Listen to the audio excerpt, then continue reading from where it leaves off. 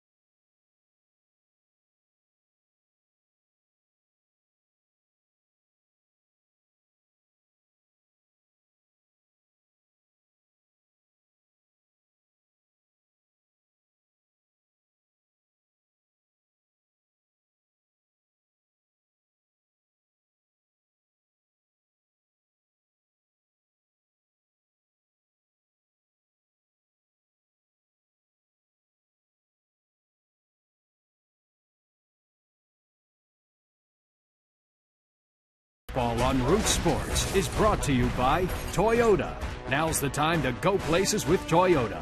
Visit buyatoyota.com for special offers. And by PNC for the achiever in you. Let's go Bucks! Tumbler Cups given away today to kids 14 and under on a Kids Day Sunday afternoon. Folks bringing out the brooms as the Bucks look for their 7th sweep of the season. Turnstiles have been very, very active. First 2 games of this series have sold out. Garrett Cole taking the hill. Appropriate, the Pirates are wearing the 1971 era uniforms today on the Sunday home game, as they could tie the 71 team with 57 wins before the All-Star break. What a gorgeous day right near the Allegheny River on the North Shore. We take a look at the Mets lineup sent out by manager Terry Collins. Eric Young Jr. will lead off. He'll be noted today 4 for 9 with a double in the series. The switch hitter batting at the top of the Mets order. Then Daniel Murphy, David Wright, Marlon Byrd batting cleanup. Josh Satin is in there at first base today, his first action in this series. Neuenhuis back in center field, Buck behind the plate. Omar Quintanilla is the shortstop, and Dylan G doing the pitching, facing the right-hander Garrett Cole. Take a look at Garrett Cole's numbers, brought to you by Chevrolet, going out there for the 7th time this season. He has pitched well, maybe not lights out all the time, but surely much better than you expect a young guy coming up for the first time, and has shown some flashes of brilliance. We'll see how it goes this afternoon. And as always, when Cole goes to the mound, what are those fastball numbers going to say? Very hard thrower. Well, they may say a lot because he'll throw a lot of them. Defensively, behind Garrett Cole, it's Marte, McCutchen, and Tabata. Alvarez and Barmes, Mercer and Jones on the infield with the Fort. Michael McHenry doing the catching today, Sunday afternoon. Garrett Jones looking to get the bat going. He has been in a bit of a slump, although Jones did come up with a double and a run scored in last night's game, but defensively getting the job done at first base. Gorgeous afternoon and a great day to wrap up this first half of the 2013 season. And Jeff Locke, disappointed he will be inactive for the All-Star game. Disappointed he can't pitch today, but he'll pitch next Sunday in Cincinnati. So he'll have basically a week to prepare for that start against the Reds. And didn't call his back situation anything major, just something that he didn't feel 100% comfortable that he could go out and pitch any length today. So he'll get an extra rest. And expecting another capacity crowd at PNC Park this afternoon. Glad you're with us. And Garrett Cole on top of the hill, getting set to pitch to Eric Young Jr. First pitch of the ball game. Inside, ball 1.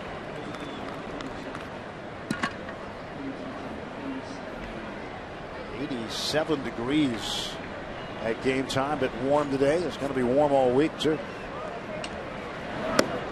the corner for a strike. 87 sunshine. You like pitching when it was hot, Bob? Nope, didn't like it at all. I liked the pitching when it was cold. 1-1 pitch to Jones, off of his glove, and Young will be safe at first. As somebody with Young speed, you're not going to be able to make a play after you just knock it down. He's just flying down that line. That's one thing that the kind of speed that Young possesses does for you, that you pick up a lot of hits like this. That did roll quite a ways away, but most of the time, if you want to get him out, you better be very clean in the infield.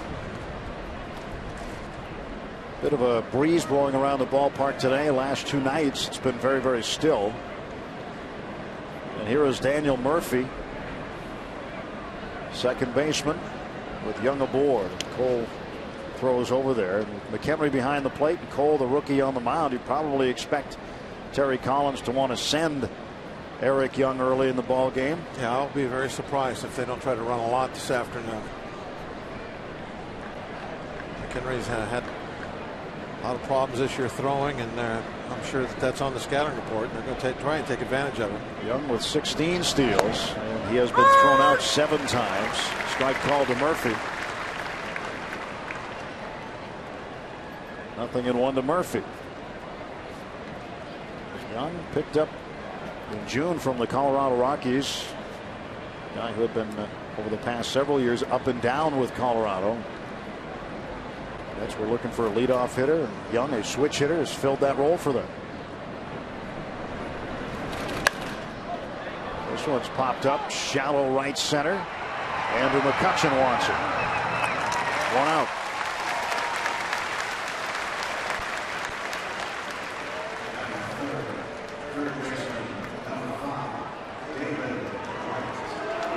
David Wright at the plate now. Oh, listen to those bows.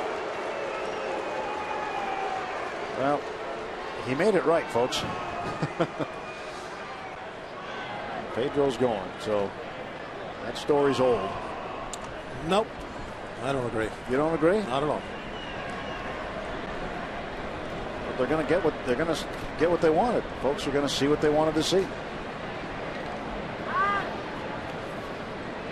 Why is that? Because Pedro's in it. But I mean, why is he in it? Because, well, he's a replacement. I understand that. So that's why nothing's changed in my mind. Okay. As far as having displeasure with the fans with Wright, I totally understand their displeasure.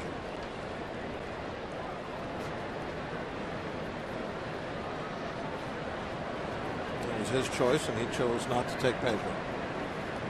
And I'm sure the people in Philadelphia aren't real happy with him either. No, well, Dominic Brown deserved to go based on the numbers he's put up. And Wright saying he chose Michael Kadire predominantly because of his relationship with him. And I think that more than anything, that shows that the system is flawed as far as picking guys. It's for the fans anyway. Let the fans pick it. Well, they do pick one player. They pick Bryce Harper. It's for them. They should pick the whole thing. I agree with you. I agree with you on that. 1 ball, 1 strike to Wright.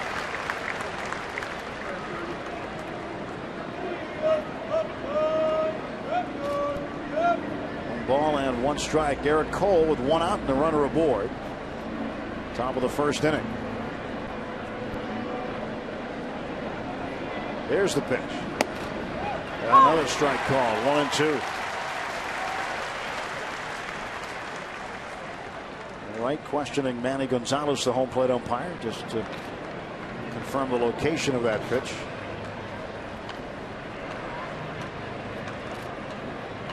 Cole is ahead of him. First time Cole's appeared against the Mets.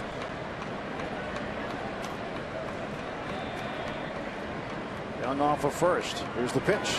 That's up high. 2 balls and 2 strikes. I'm surprised Young hasn't taken a crack at second base yet. Well, I'm not kind of surprised. I am surprised. McHenry looking in the dugout, getting a sign as to whether they want a pickoff throw or a pitch out or anything like that. Of course, a pitch out would be very rare in a 2-2 count, but could happen. Breaking ball that missed the plate down and away. I think we'd most certainly see Young take off now with a full count and 1 out. Get on the move, trying to stay out of possible double play.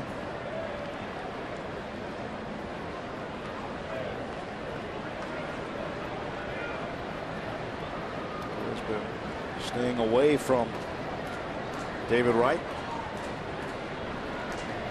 And the payoff. There goes Young.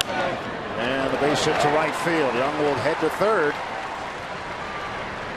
David Wright hitting behind the runner. Now the Mets runners on the corners and 1 out. That's the result of going to a 3-2 count. Mercer has to cover the bag, so there's nobody there. There goes Mercer, ground ball that direction. Got a 2-hopper maybe. But the second baseman vacates to cover the bag, and the ball just rolls out into right field.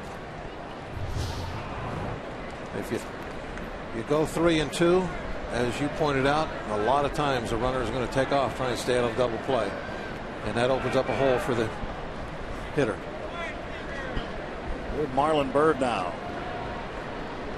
Bird quietly having a very good year for the Mets. He's been productive, 15 homers and 50 runs batted in.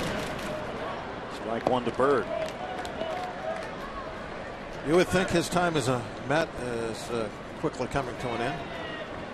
With the trading deadline coming up and the Mets 10 games out, 4th place in the East, you'd figure they were going to be selling at the deadline. And Marlon Bird probably with a big bullseye on him from a number of teams.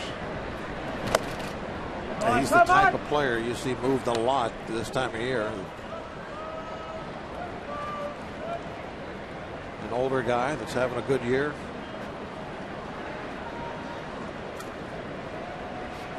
A lot of times a team will look at that and think, well, there's a guy that, you know, he's not necessarily a superstar, but he's having a good year, and we might not be able to, we might not have to give up a whole lot to get him.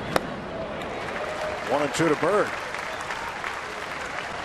Good breaking pitch. It is in an excellent location. Watch the spot. That's the big thing.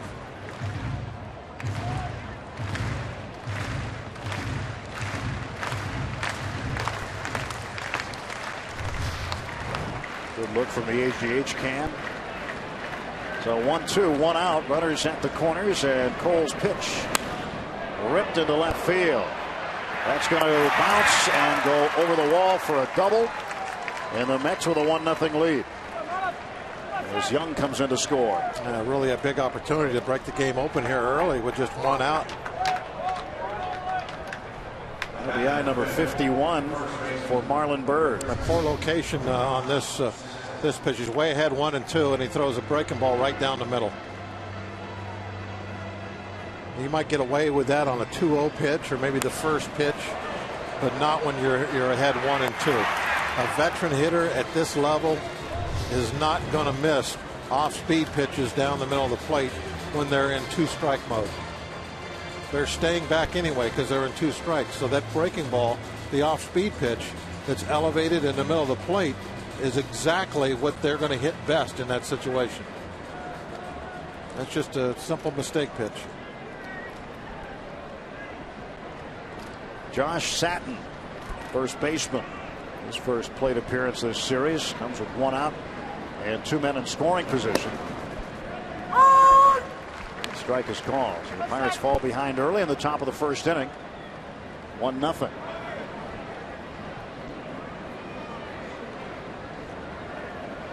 David Wright at third base. Marlon Bird over there at second.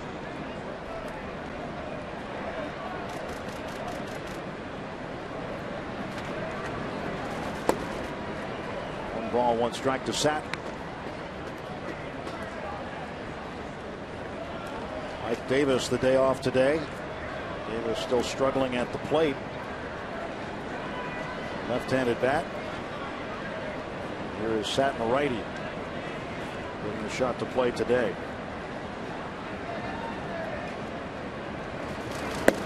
A little low. 2 balls and a strike. Satin's got 9 doubles, just 58 at bats. It's pretty good work.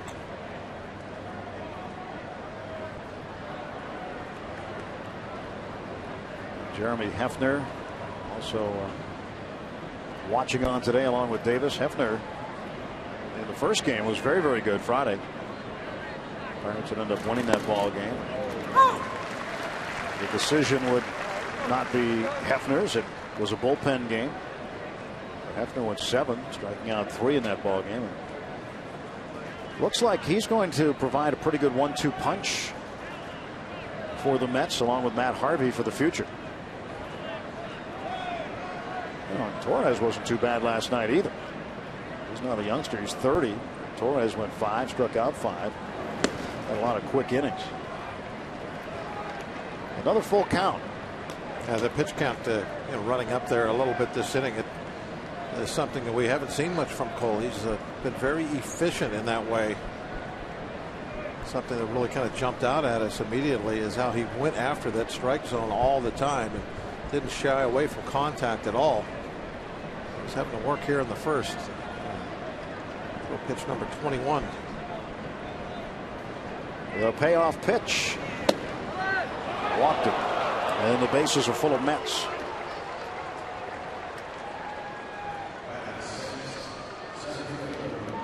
98 just off the inside corner. That's probably the pitch right now. He's wishing he would have threw Bird. That 1-2 count. And pitching coach Ray Searage will come out for a first inning visit. Never a good sign when the pitching coach is coming out with only 1 out in the first. It's a hot day, and this is a chance to give him a little bit of a breather. He's thrown the 21 pitches. He's having to work awfully hard. He's certainly in a jam here with bases loaded, just 1 out. Even if you don't have a lot to say that is going to get him out of this, you take some time off the clock here. You give him a little bit of a breather.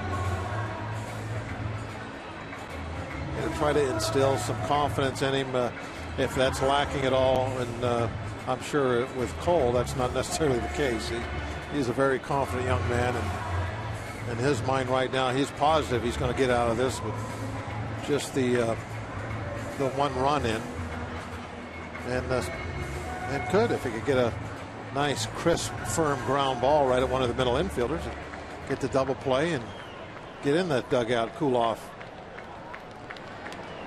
Mets putting together a big threat here in the top of the first. 1 run is in, base is full. 1 out, and Garrett Cole facing the center fielder, Kirk Neuenhuis. Popped him up. Barmes will make the catch, and that's the infield fly. That'll work. Now you don't need the double play. You got the that's all, like, same thing as a strikeout. Get that pop fly. It's an unproductive out. The infield fly rule was in effect, so the batter automatically out. Even if Barmes had dropped that ball, Neuenhuis would have been out. The runners advance at their own risk.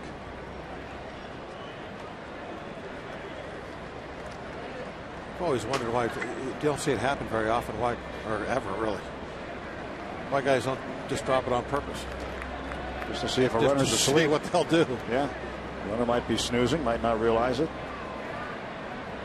John Buck, the catcher, fouls it back. And the other thing about that too, Bob, is that the umpires on a ball hit that's on the outfield grass that an infielder is going to get, they'll indicate it late.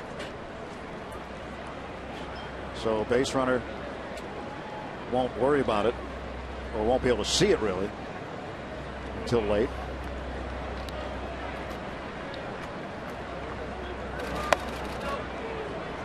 One ball and 1 strike.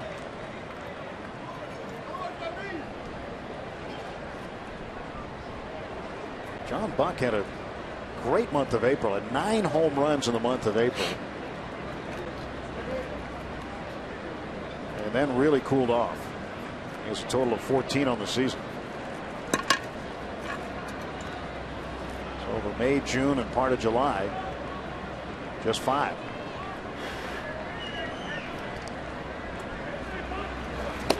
And breaking ball stood him up.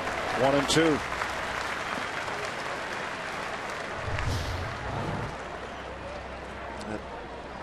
There's an example there of not throwing a ball really where you want it, but it turned out okay.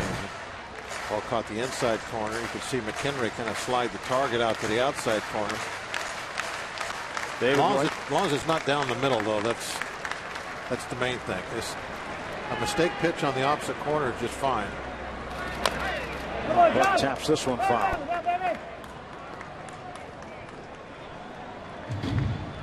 Now stays 1-2 to the New York catcher. David Wright is at third base. Richardson a base hit. Marlon Byrd, an RBI double, is at second. Josh Satin at first base. He walked. Eric Young singled and has scored this inning, 1-0. And Garrett Cole trying to wriggle off the hook. He needs a conference with the fort.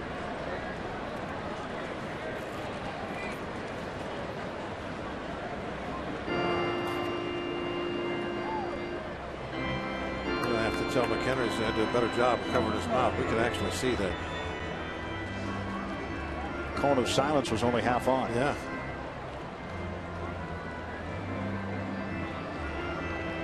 Yeah, that was actually open too toward the Mets dugout. They could be in trouble here. Bob's being facetious, folks. 2 outs and the base is loaded. 1 ball, 2 strike pitch from Cole to John Buck. Into right field, a base hit. Wright's going to score. Bird coming in right behind him. Throw is all the way through, and it's 3-0 New York. 2 out, 2-run base hit for John Buck. Had a great opportunity after the pop fly to get out of this, but Buck didn't let him. Got that fastball inside. It looked like there was something on it too, but Buck able to just fight it off and punch it out toward right field. Not hit all that hard, but a good spot.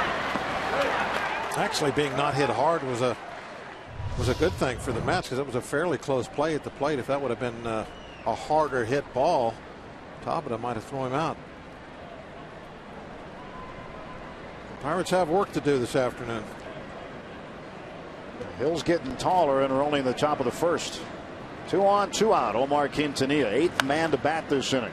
Well, this is what you're always trying to stay away from. The early part of a ball game is that crooked number.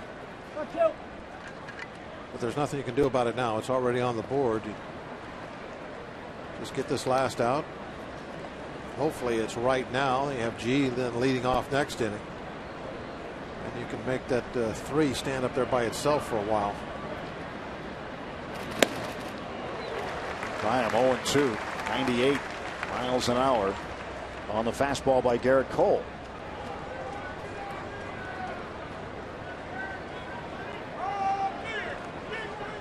Cole going to throw 30 pitches in this inning at least. 0-2 pitch. Well, this extended work by Cole in the top of the first really will shorten his day on the back end. Yeah, I was kind of hoping to avoid that. I thought it would be nice if we could give the bullpen pretty much a day off today.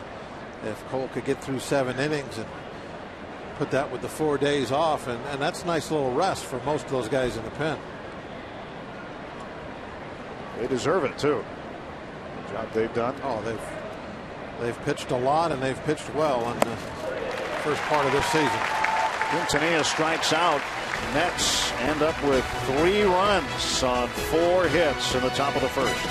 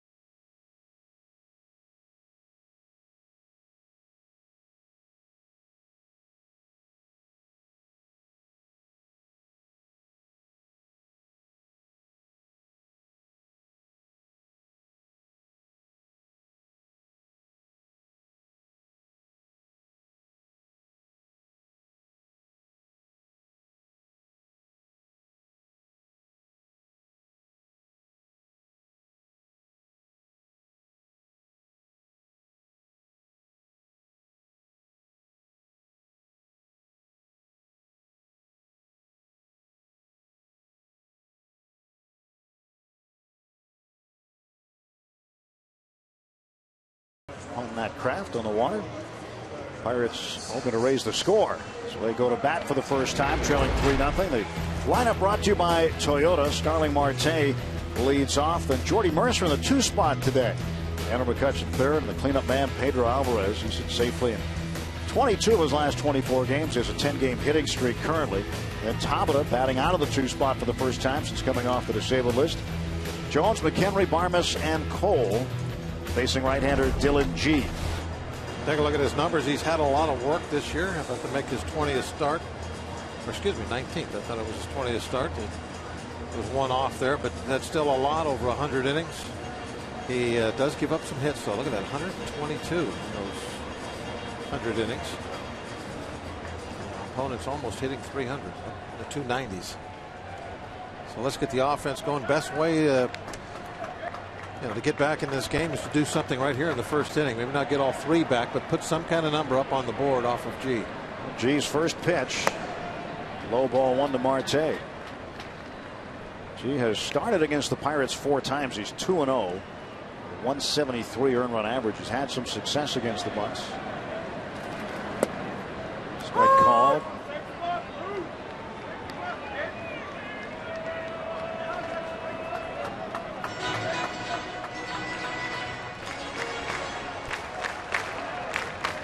Ball and 1 strike to Marte. Marte didn't like the call, but as you can see, it's right at the knees. That one a little higher, a lot higher. That's giving him both spots. The absolute upper reaches and the bottom.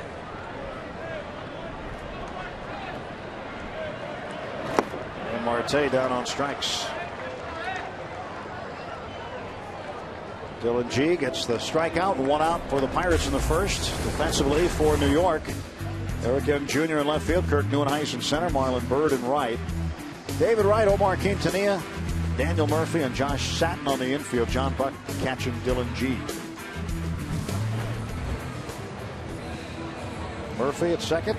3rd straight game he has started against the Pirates there.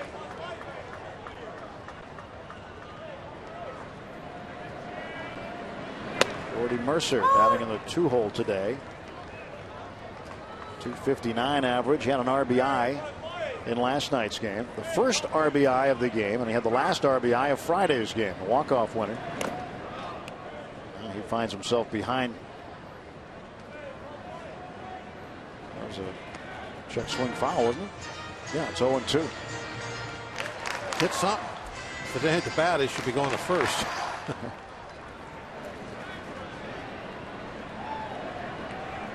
Andrew McCutchen waiting on deck, and Mercer slow ground ball to short. Quintanilla on to first to get Mercer, 2 down. Now there's a good location on an 0-2 pitch. You're way ahead. Got it off the plate inside just a little bit on the hand.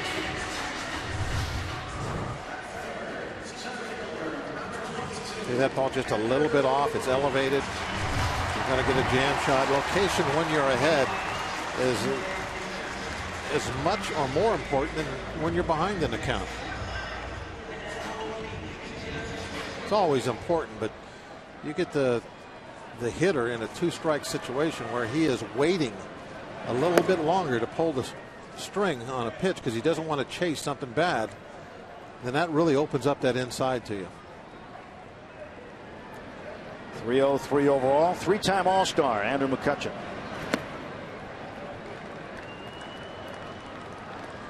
You got to wonder when his career is over how many times an All-Star. Going to be a bunch.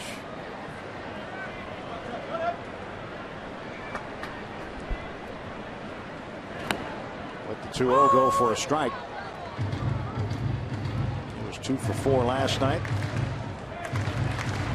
And over last season and so far this season, he is the National League leader in hits with 297. Takes another strike, 2-2. Well, one thing that really helps Kutch in that regard for numbers like that is he's so durable. He goes out there and it plays every day. So he gets a lot of opportunities to do a lot of good things. A lot of base hits. Now stays 2-2 to McCutchen. 14 career games against the Mets here at PNC Park, hitting .362. Seems to hit the Mets rather well. So safely in 17 of his last 20 games.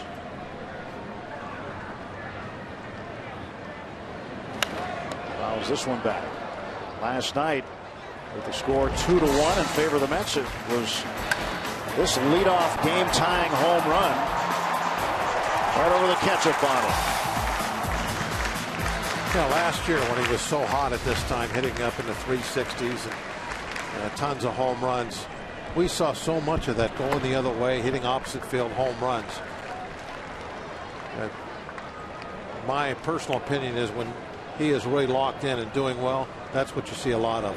He hits a lot to that part of this stadium. When you see him going out there, you know things are going well for him.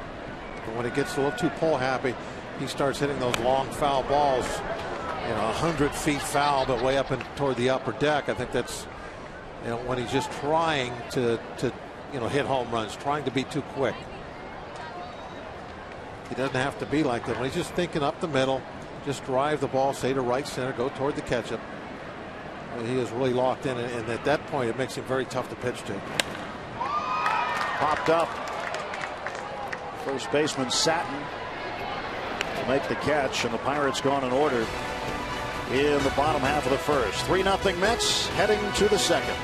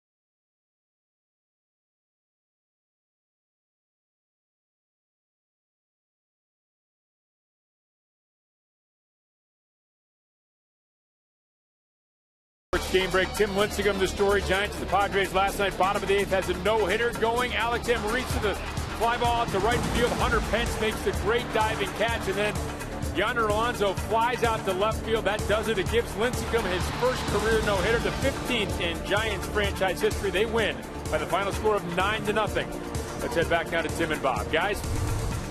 All right, thank you very much, Rob. First career no-hitter for Tim Lincecum. Second one in baseball this season. 15th in Giants franchise history. How about that? 148 pitches, career high for him. And a season high 13 strikeouts. Freak, Tim Lincecum getting his first career no-hitter last night. Funny the way things work out. Lincecum doesn't throw really stuff-wise like he used to. And but now is when he gets the no-hitter. Dylan G chops this one right back to Cole. 1 out. His first couple of years in the National League, there was times where he would pitch against us, and I would wonder how we'd foul a ball off. And now he doesn't have the same stuff, but he gets the no-no. I mean, he's still a quality pitcher, but he's not like he was, when he was younger. But it was exciting to see that catch out in right field. No hitters to me they're even a little more special. You see some of the no hit guys in our dugout. When somebody makes a great defensive play later in a no-hitter, it really adds to the drama, the excitement. And for that catch to be made in right field, that was the 8th inning? Right. Oh, what a great moment that had to be. Everybody's with the catch, holding their breath. Eric Young is 1 for 1 with a run scored. He takes a strike. I mean, everything has to be going your way in order to get a no-hitter. You've got to have good defense. You've got to have enough. Just enough offense, obviously, but you've got to have some stuff. And you've got to have some guys helping you out on their team a little bit too. Maybe swinging at stuff they shouldn't, or bat at bat every now and then. But just everything has to fall into place. It's got to be one of the tougher things to do in sports for sure, is to record a no-hitter.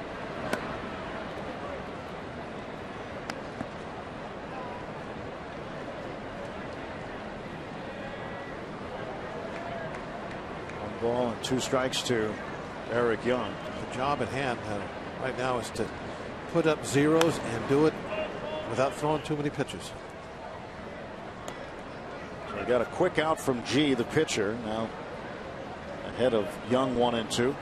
And Ray Searage all along from spring training on. The mantra is make something happen in 3 pitches or less. That's what he would love to see happen.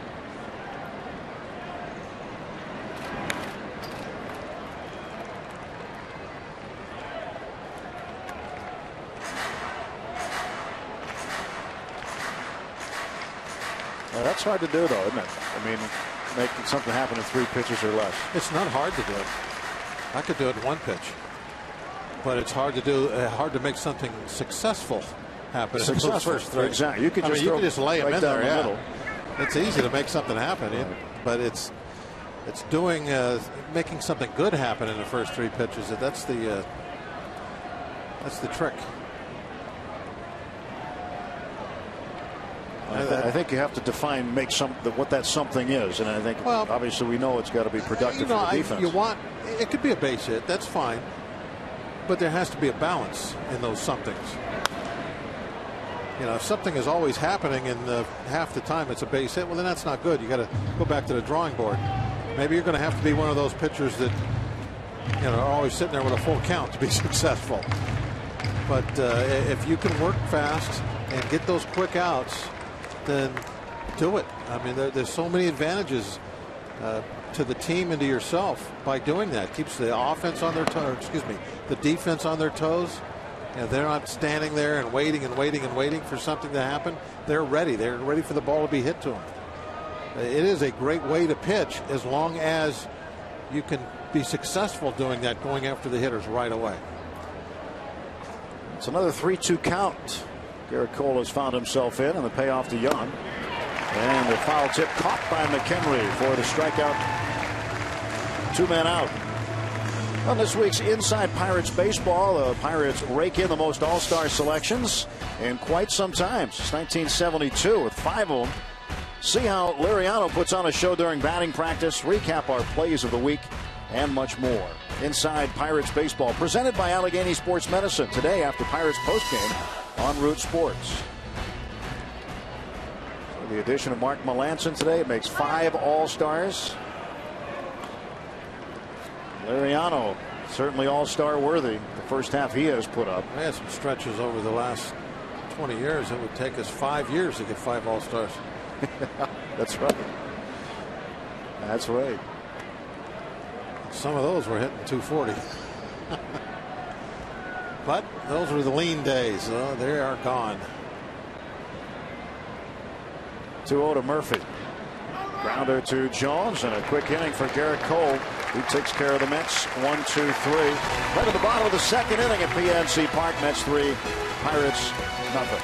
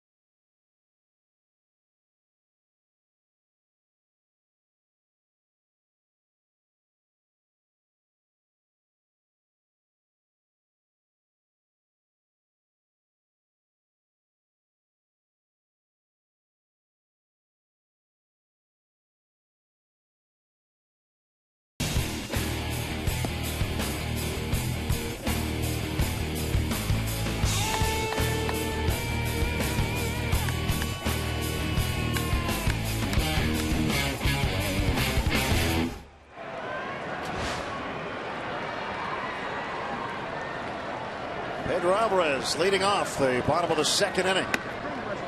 Pitch up high. Let's check in with Robbie.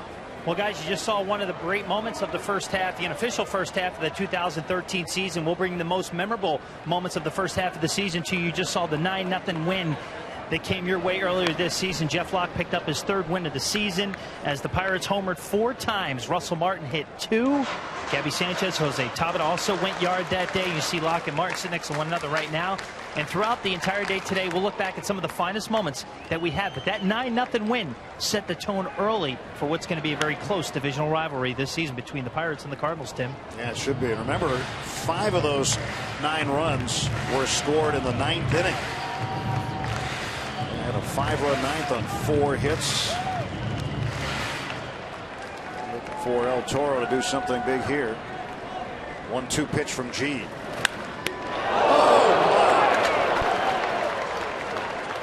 Pedro can't believe it. Geez, the one that's really not believing anything, I think. Well, the pitcher and the hitter in disbelief. He didn't have to move his glove much. Wow. There it is.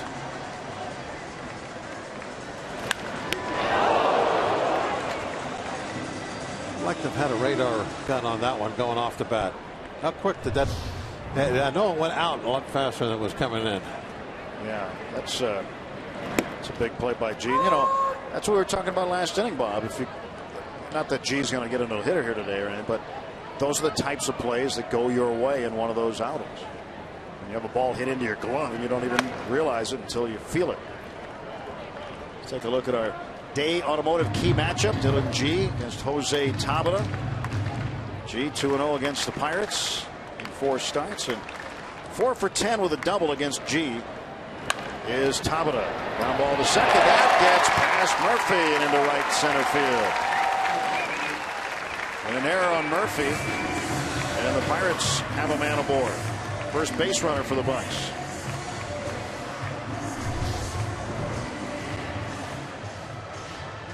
See if we can see what the ball did. It stayed down. It didn't bounce up, and it didn't get the glove all the way to the grass.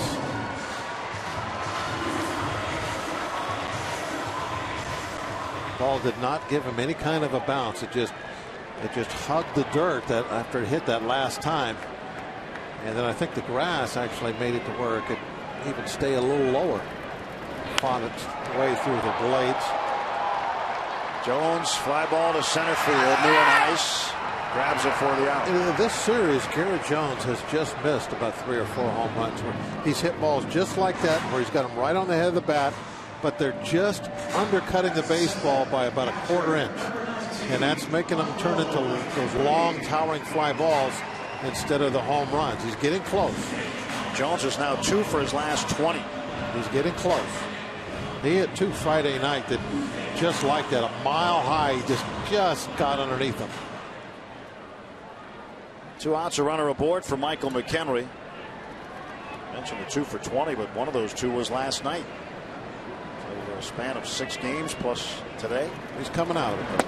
I like the way he's getting ahead of the bat on the baseball.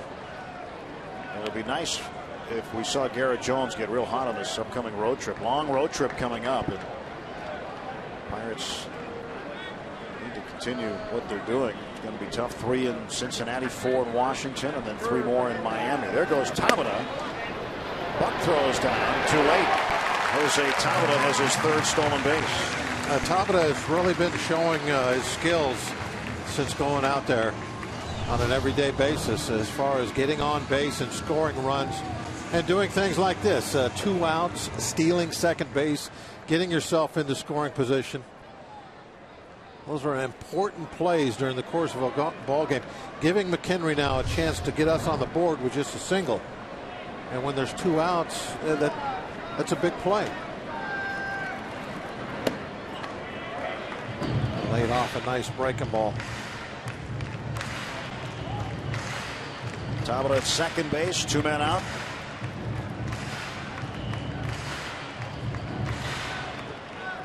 McHenry at the plate, and Michael started last Saturday against the Cubs in Chicago. Took an 0 for 4 that day.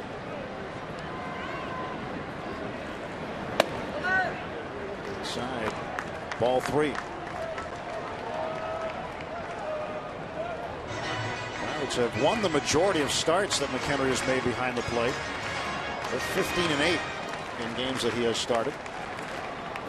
Russell Martin continues to have conversation about him around baseball as far as the positive impact he has made on this ball club. McHenry hits this one well to left. Young goes back to the track, makes the catch, and the inning is over. No runs, no hits, 1 error, and 1 man left. 3-0 Mets after 2.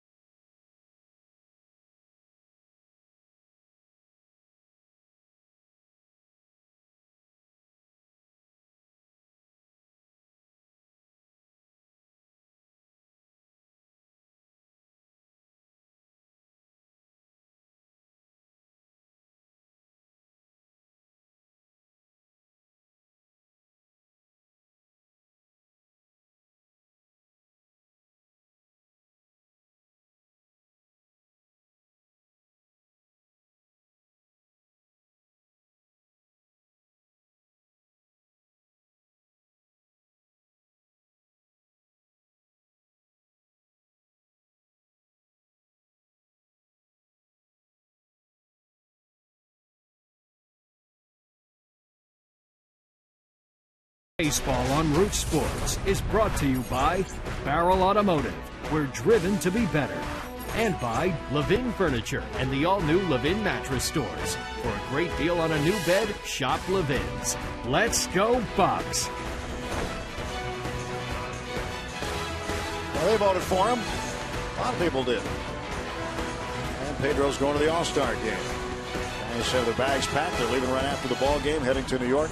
5 different All-Stars. Oh, what a cutie on this Kids' Day Sunday afternoon. Got the great outfit on. First game for that young lady, you can imagine. Here's Brandon Inge with. He's got more contact lenses than one should be allowed. He had the cat eyes on, I don't know when was that, a couple of weeks ago? Just keeping it loose down there in the dugout. It's Brandon Inge.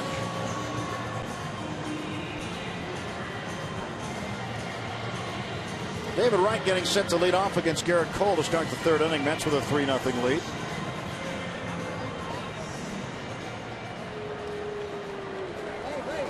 Cole fired heat.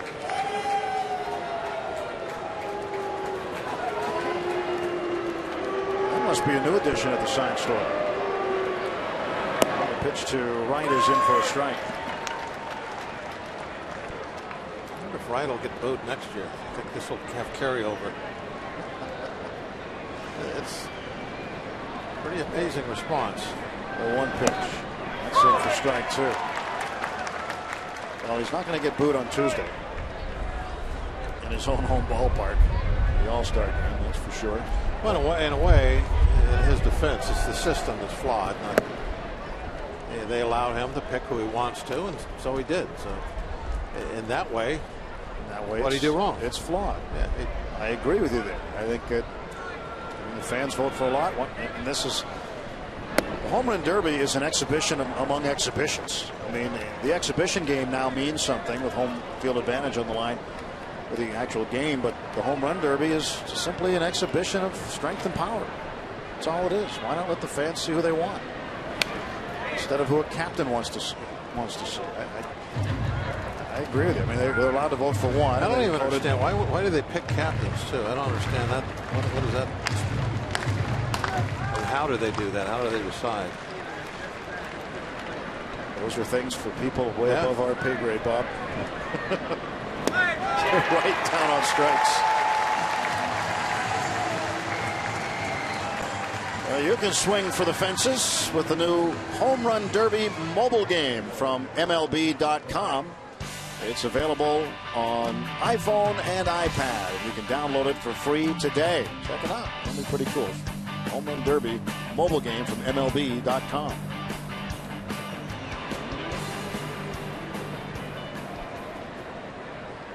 They're wearing their all-star colors. Marlon Byrd takes strike one.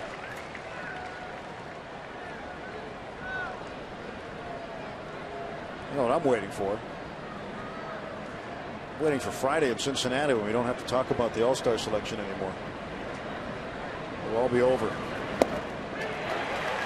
And then we can talk about the trading deadline. Talk about the trading deadline. In the second half of the season, hopefully a very good one. But yeah, the trading deadline will be the next big topic. That will dominate for the next couple of weeks. And every time Marlon Byrd comes up in any ballpark before the 31st, his name's going to come up. Cole's 0-2 pitch. You know, the reason that guys like Marlon's name come up is that teams look at him and say, okay, long term, you know, you don't really have those long term plans for guys that are his age, just to put it bluntly. Right.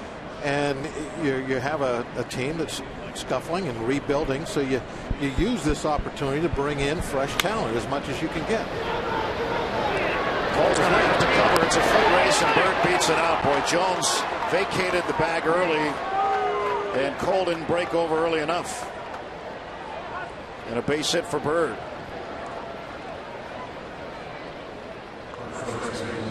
Well, there was no reason really for Jones to go after this ball, but there's also no reason never to not break over there anytime there's a ball hit to that side.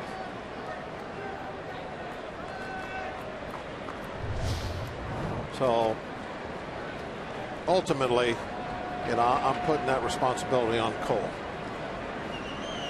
It was a ground ball to Mercer, but that doesn't excuse Cole for being late to the back. Satin takes ball one low. And I've always looked at it like this. I would much rather have to cover the bag myself on a routine ball to second than have the first baseman decide, you know what, that's the second base, and then for whatever reason have it sneak through for a base hit that the first baseman could have caught. You know, in that situation, you know, Jones could have caught that, but he realized, oh, that's going to be routine for Mercer, so he let it go. But there will be a time, and we've seen it happen this year. I can't remember who we were playing, but their first baseman broke over and then let a ball go because he thought the second baseman was going to get it, and then nobody got it, and we got a base hit off of it. That's what you don't ever want to happen. 1 ball, 1 strike to Satin. Satin walked his first time up. Was stranded at second base in the first inning. At 362. Satin had his contract picked up from AAA Las Vegas on the 11th of June. Hit .305 in AAA with 9 home runs. First hit with the Mets this season was the 18th of June against Atlanta. 2 balls and a strike.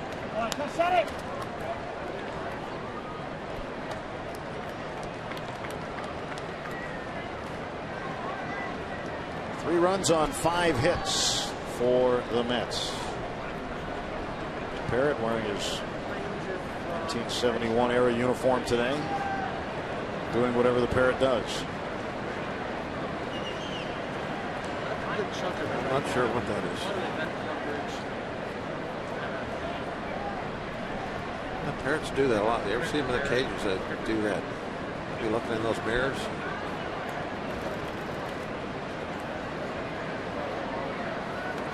Not really sure about that, Bird. Satin fouls it off. You can always reach us right here in the booth with the hashtag BucksBooth on Twitter. Comments and questions and thoughts. Again, this hashtag BucksBooth. What about your first half memories? Best moments of the first half of the season in your mind? Tweet them in now. Use the hashtag BucksBooth.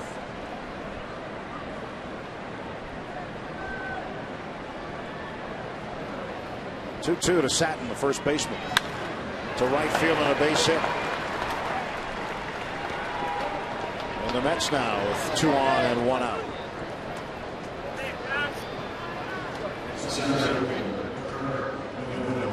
Six hits given up by Cole now.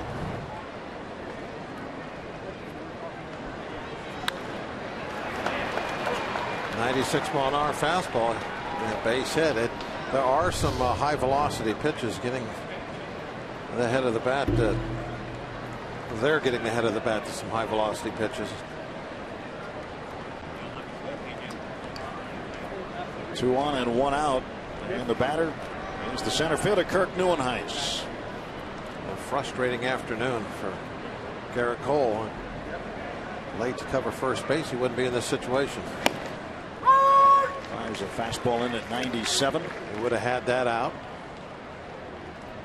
And then perhaps Satin would have been trying to do something different. With 2 outs and nobody on, but with 1 out, trying to hit behind the runner, so he takes that fastball the other way for a line drive. See Cole snatching that ball back from McHenry. He's not happy right now. He can be a fiery competitor.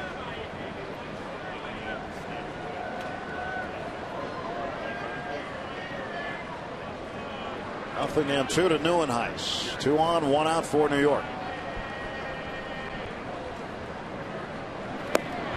He got him. 4th strikeout for Cole. His first one looking. Yeah. Tries to backdoor this little breaking ball and came in just above the knees.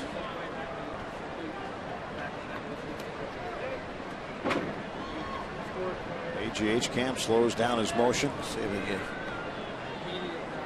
Like that knuckle was up just a little bit on that breaking ball. Not like you see from, say, Wandy, but like it was curled up a little.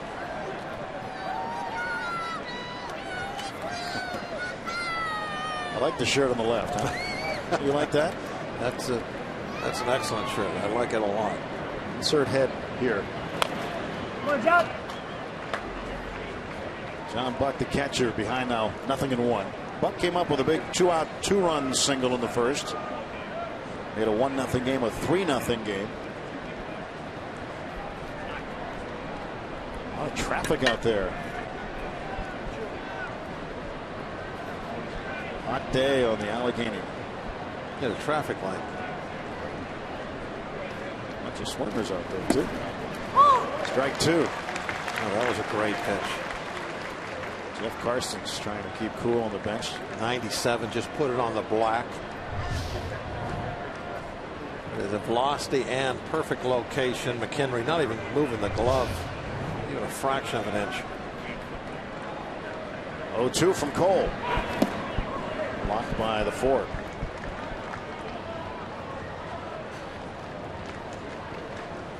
Marlon Byrd at second base. Josh Satin over at first. 2 men out. Byrd reached on the infield base hit. Satin a base hit to right. Those 2 reached on bookend strikeouts. Wright went down swinging. Neuenhuis went down looking. Interesting to see what Cole decides to do.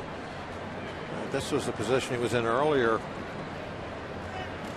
Fastball on the inside half of the plate. Buck hit it the other way for 2 RBIs.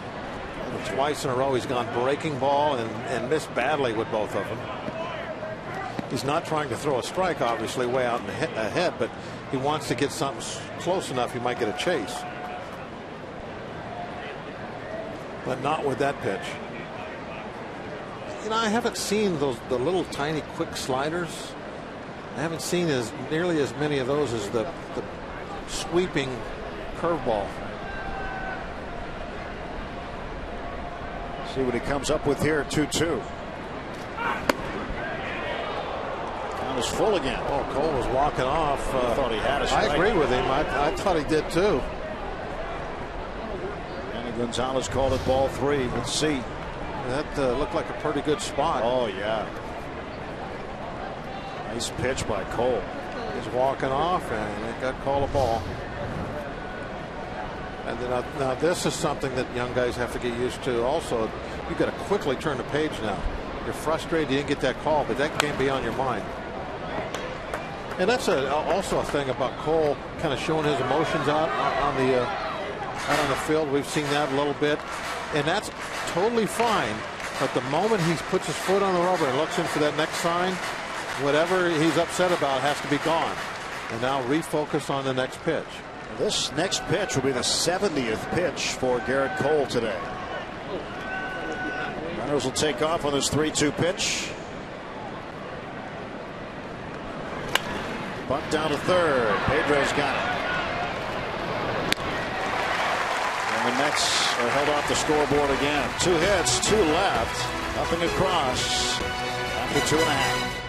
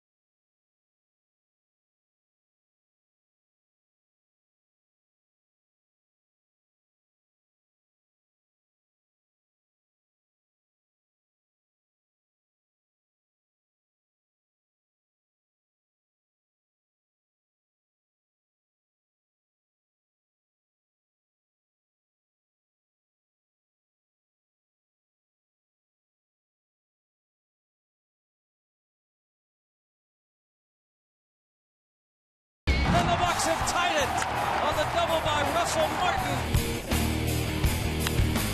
Raise the Jolly Roger, leading off the bottom of the 12th with a game winner for Andrew McCutchen.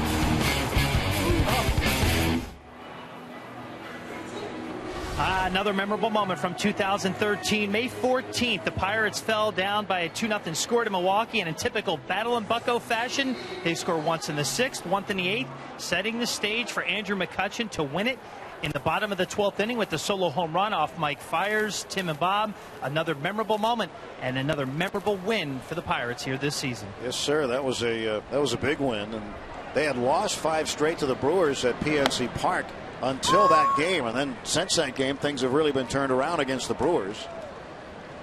It took a very quick 4 hours and 14 minutes to play that game too, by the way. So we thank Kutch for sending us home at that point on the clock. Clint Barmas quickly 0-2.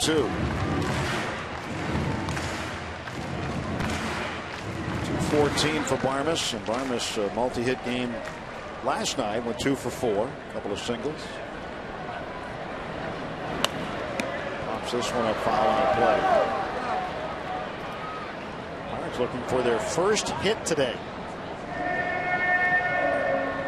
Dylan G hasn't allowed a hit yet.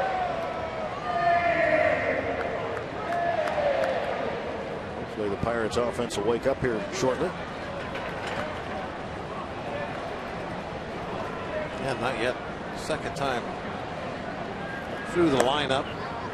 Once you get back around to Marte, at that point, then everybody has seen him once and perhaps can make some kind of an adjustment to know what he's going to be working with. Maybe put some hits together. The right cuts it off. 1 out. Right now, our AT&T Tweet the Booth. Come back from a 5-0 win against Cincinnati. It was my first Bucco game. I believe that was also a Sunday afternoon. Seeing Garrett Cole get his first hit. Also his first 2 RBIs. That was in his first major league at bat. His first start here on a Tuesday night in front of better than 30,000. Jones' home run into the river was the highlight of this half of the season. Nothing like breaking down walls and setting records. Plenty more tweets to come. AT&T Tweet the Booth. Hashtag Bucks Booth. Top moments of the first half. Look at the rotunda. It has been just jam full of people all weekend.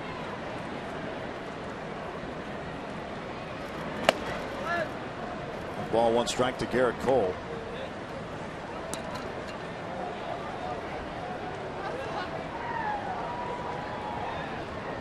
Folks along the Allegheny got their boats moored along the Riverwalk. All the parking spots along the Riverwalk seem to be taken.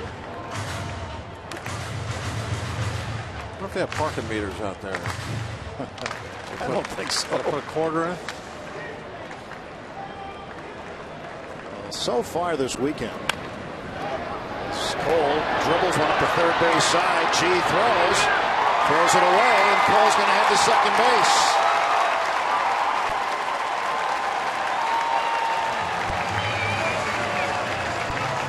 So a base hit for Garrett Cole, and then a throwing error for Dylan G. The first hit comes from Cole.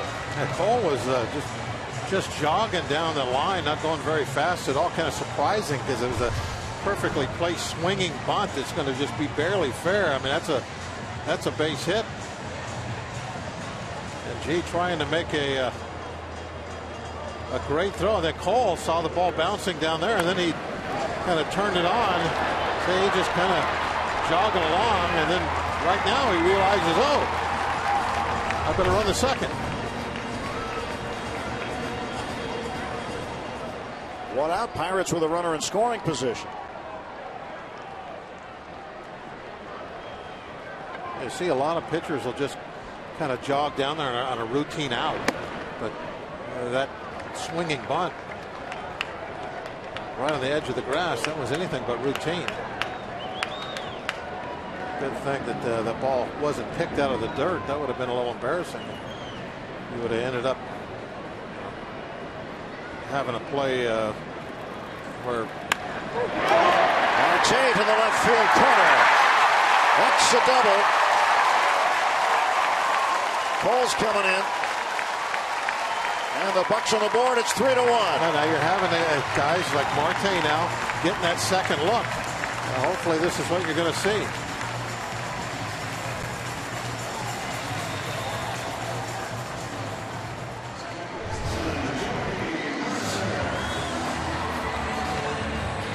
A lot of teams try to crowd Marte.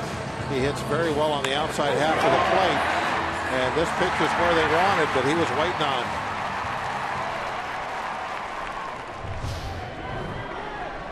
Never like to see a ball bounce out when Marte hits it. You want to see him run. Yeah, I mean, there's a good chance if the ball stays in play, if it bounces around just a little bit, he's going to have 3.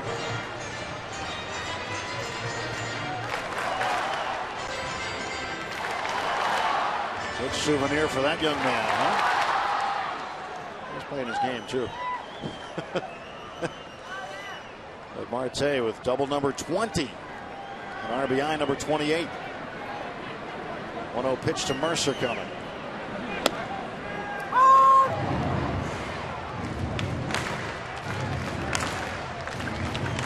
You look at the opportunity that Jordy Mercer has taken advantage of this year. Not only getting significant time at shortstop, but with Neil Walker out until after the break.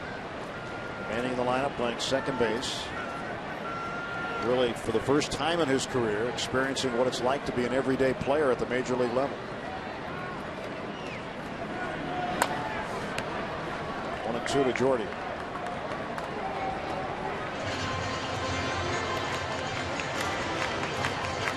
Runners in scoring position this year. Mercer hitting .333. He's 11 out of 33. He's got Marte there. Marte will try to score on a base hit. Gonna like his chances with his speed.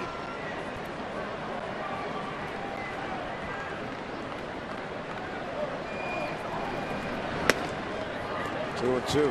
Mercer just rolling that shoulder in on that pitch up and in.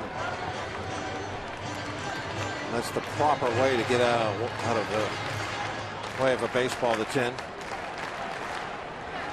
You don't ever want to back straight up from that pitch.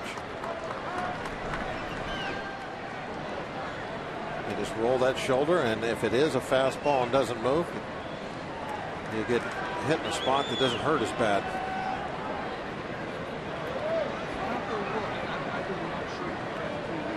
Dylan G checks the runner, and the 2-ball, 2-strike pitch. In the air to right center, Marlon Byrd over there. 2 gone for the Bucks in the third. Andrew McCutchen a chance to go up and do some damage. Mercer made the second out of the inning.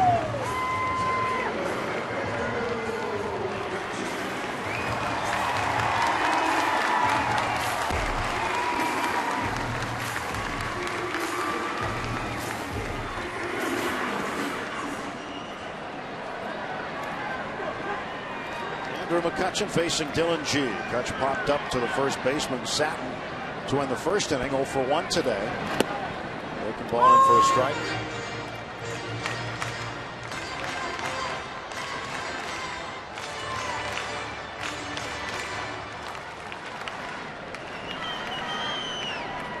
McCutchen took part in the home run derby last year. Brought in his high school coach to pitch to him. There's a slowly hit ground ball to the left side. Right, quick flip to first, and Satin handles the bouncer.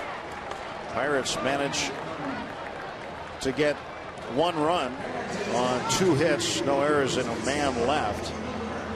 So 3 innings in the books here from PNC Park. So we get set to head to the 4th. That's 3 runs on 6 hits with 2 errors, and the Pirates 1 run on 2 hits and no errors. Back to PNC Park after this on Root Sports.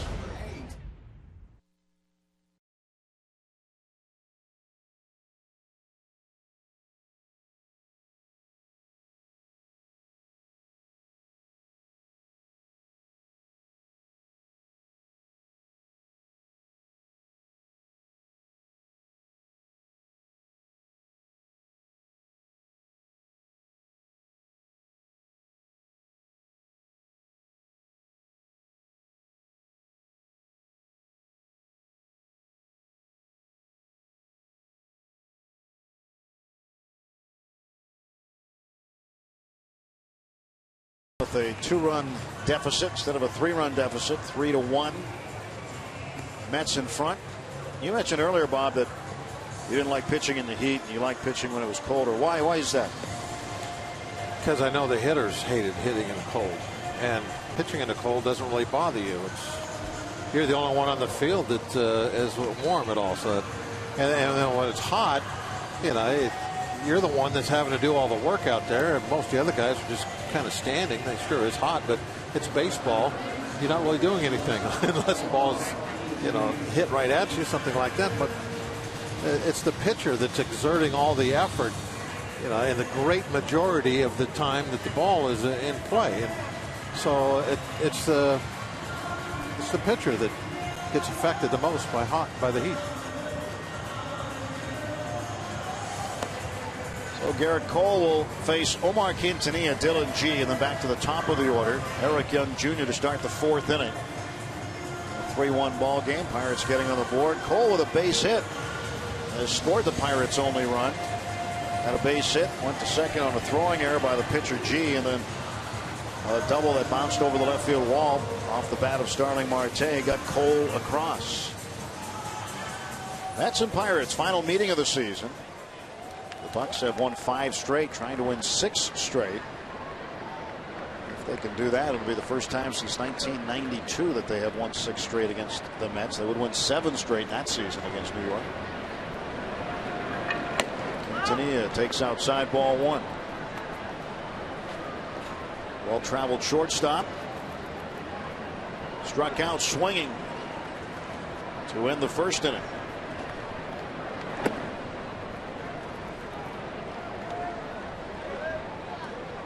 Two balls and no strikes to Quintanilla.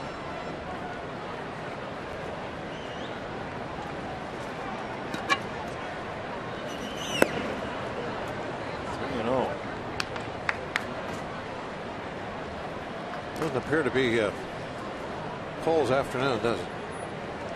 73 pitches now. He's 3-0 on the leadoff hitter, number 8 hitter in front of the pitcher. Just everything seems to be difficult today.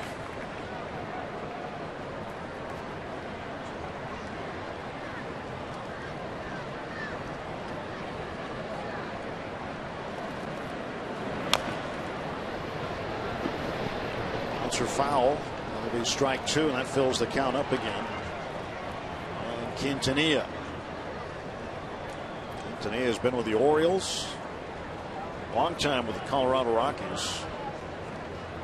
Been with the Texas Rangers for a bit.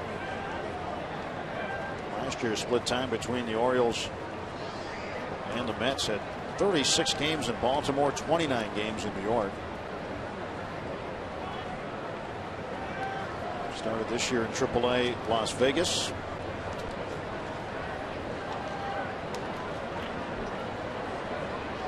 Ruben Tejada not on the active roster.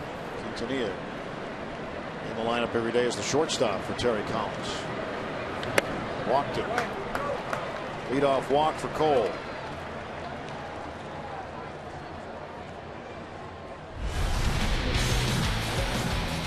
Head and Shoulders and the season of the whiff brings you this pitch by pitch. Strikeouts by Garrett Cole. Cole with 4 of them. His last one getting Neuenhuis looking.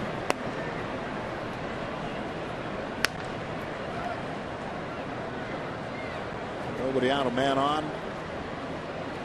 The bullpen is starting to move around, not surprisingly. It's been a very difficult game. It's just every inning it seems like struggling with one thing or another, and now he's in a situation where the pitcher can create another opportunity for the Mets to score a run.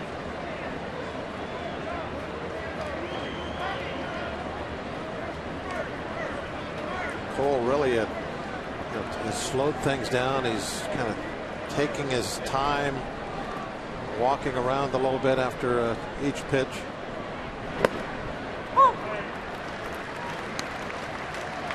See how he's walked away. He walked halfway to the plate to get that baseball just about. He kind of, maybe it's that heat you were talking about, that he's trying just to take it easy and go slow. I think basically it's just the fact that he's about to throw his 80th pitch, and he's only thrown 3+ innings. It takes a lot out of you.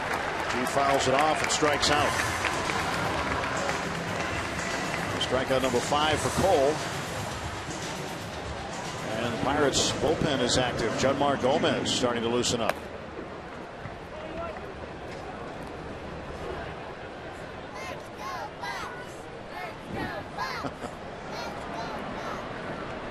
You could easily see a scenario here that he's at 90-some pitches by the end of this inning. This could be it for him. A lot of times for me, it's how the pitches were accumulated, not their total. And if he has 90-some through 4 innings, that's a lot harder than if you throw 90-some through 6 or 7 innings.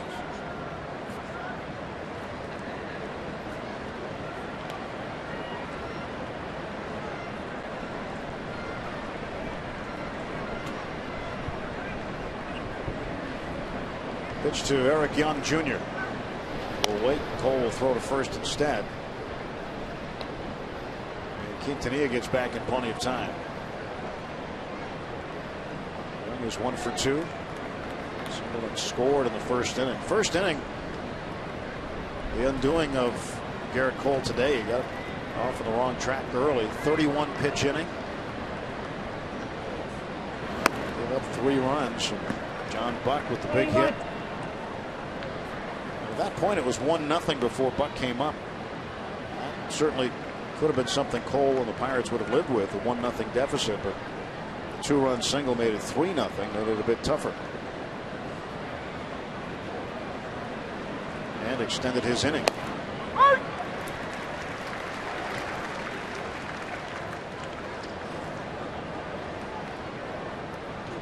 He appears to be laboring. That's a pretty good description of the afternoon for him, I think. Now, if you want to put it in one word. Right to Barnes. There's 1, there's 2. Pitcher's best friend, the double play. We'll go to the bottom of the 4th. Mets 3, Pirates 1.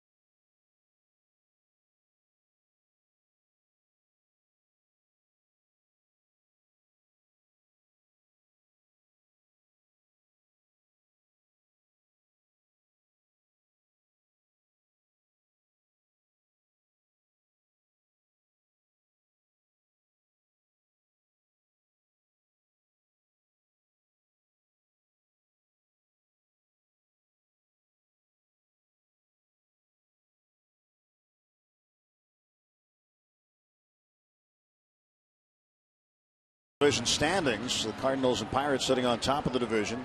Reds 5 back. Garrett Cole getting some sage advice from Ray Searage. 3-1 Mets with a lead.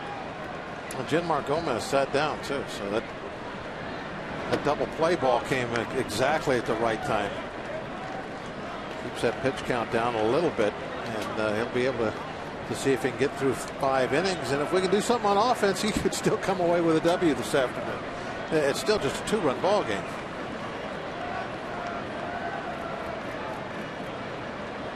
To Pedro. 2 balls, no strikes. Pedro had a single taken away from him in the second inning when he led off. Did a bullet up the middle that was ticketed for center field and went right in the glove of G. Nice little change up there. Well placed.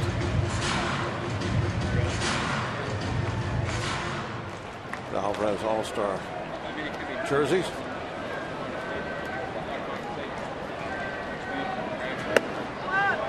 Three and one now to Pedro. Amazing how many of those orange jerseys already out and about around the stadium. Extremely popular items. See a lot more of them in the second half for sure. They'll be good in October. Count full to Pedro, 3-2. November. Yeah, you get a nice warm day. Go Billy! Take your firearm out into the woods or your bow. Yeah. And you'll be safe wearing that color. Looks like a pretty good hunting outfit to me. I think so.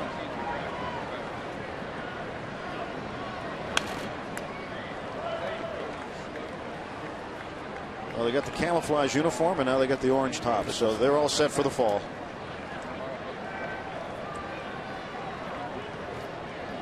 I guess as the story goes, the Mets got that orange from the Giants. They took a little something from all the New York teams when they made their uniform. Murphy throws out Alvarez. There's one out for the Pirates in the fourth. Pirates and GovX are pleased to offer a ticket discount to all active duty, reserve, veteran, and retired service members and their families. Military members will receive up to $10 off select game tickets to any Sunday through Friday game this season. Get tickets at pirates.com/military or go to the PNC Park ticket windows. They get the orange from the Giants, and I think they get the blue from the Dodgers.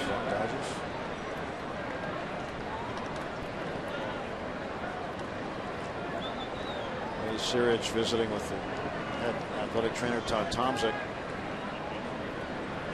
Hopefully he's just asking him how his day's going.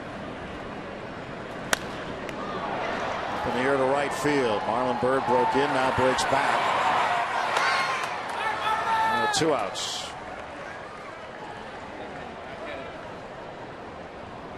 One thing we've seen out of the Pirates hitters this series, just a ton of routine outs.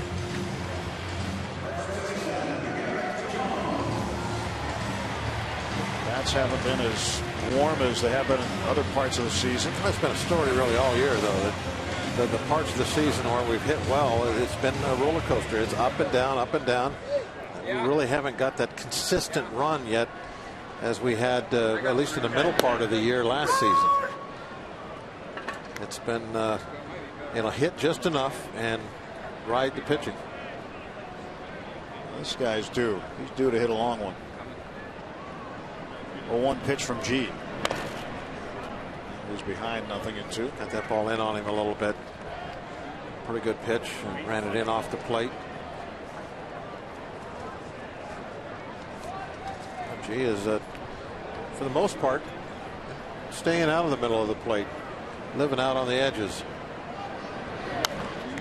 Garrett fights it off and stays alive. You see the locations. He's thrown 3 pitches and nothing other than just right on the very edge of the strike zone. That makes him very tough to hit. They got an 0-2 count.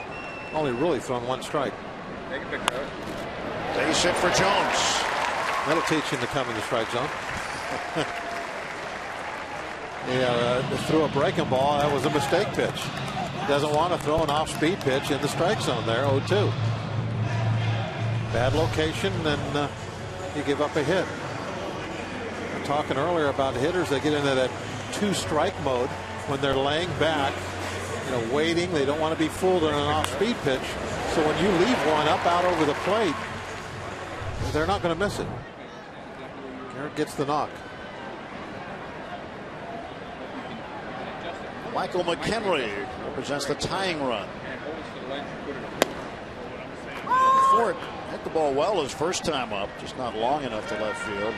Young caught up to it just about at the warning track.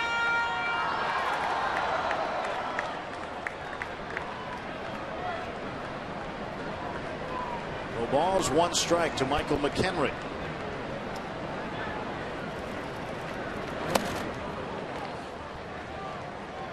G gets ahead of him 0-2.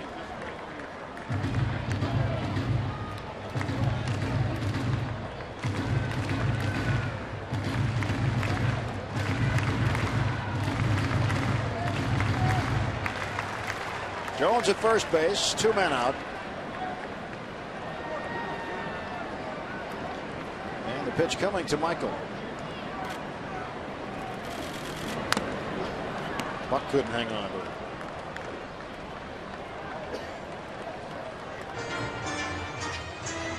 Kind of a bright helmet John Buck has, isn't it? Yeah, that's took a while to paint that one up, I guess.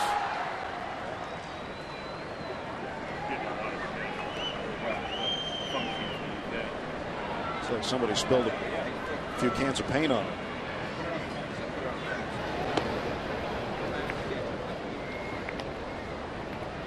Jones, a 2-out base hit is at first. Busy on the concourse. Another great crowd here today.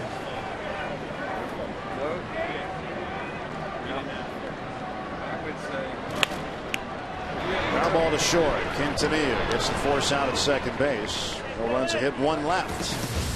On to the 5th inning. 3-1 New York.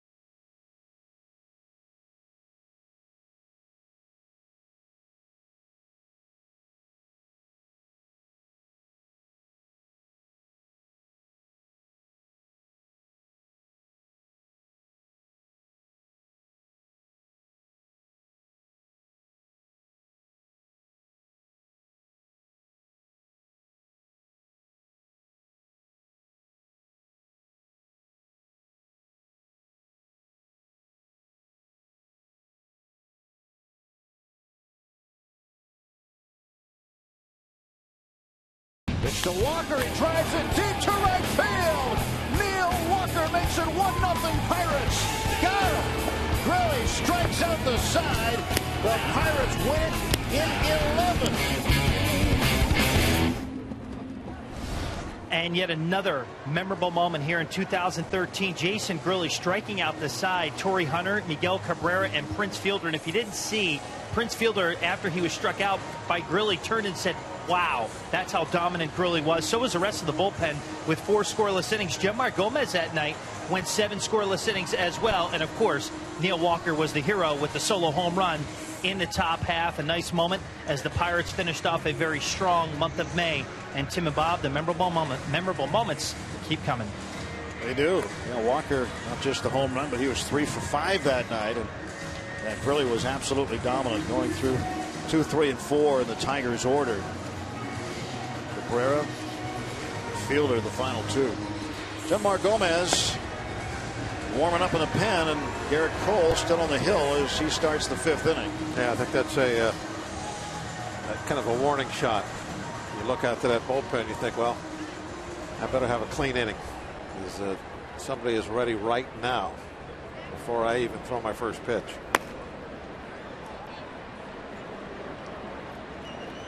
Daniel Murphy is 0 for 2. He's flying out, grounded out. First pitch swinging to center field. And McCutcheon will open up the back pocket.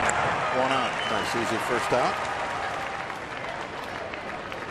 We asked you earlier for your tweets at #BucksBooth concerning your top moments of the first half of the season. The late night in Detroit when Walker sent one deep, just went over that one. El Toro and his first pitch home run Friday night was memorable, showing he's more than capable of participating in the home run derby. And the comeback in Anaheim, the 3-run 9th inning and a 4-run 10th. That to me was probably the most wild game of the first half. It was a game in Anaheim. which kept a 5-game streak of interleague play between between the Angels and the Mariners going. Mariners will win 5 straight. Barnes throws out right. Good job by Barnes hanging with that one. And 2 quick outs Garrett Cole has been able to muster up. Now the youngster will face Marlon Byrd. Bird's 2 for 2, a double, a run scored, a run batted in, and a base hit. That's absolutely exactly what Cole needed to do with Gomez throwing behind him. Go out there and get quick outs if he wanted to finish this 5th inning and possibly be the pitcher of record if we can take this lead. And if you want to win, you have to go 5 as a starting pitcher. Strike called to Bird. Looks to me like Cole is. You see Gomez warming up. He's not walking way in and getting that throw back from McHenry. He's kind of staying up there on the mound. Hey, look, he's backpedaling right up. He gets the throw. He's standing on the rubber as he gets that throw. Last inning, he was halfway to the home plate area when he was catching the ball back and then having to walk all the way around to get back up on the mound. Bouncer to the left side. There's Alvarez, actually a broken down looper. So Cole gets the quick inning. 1, 2, 3 go the Mets.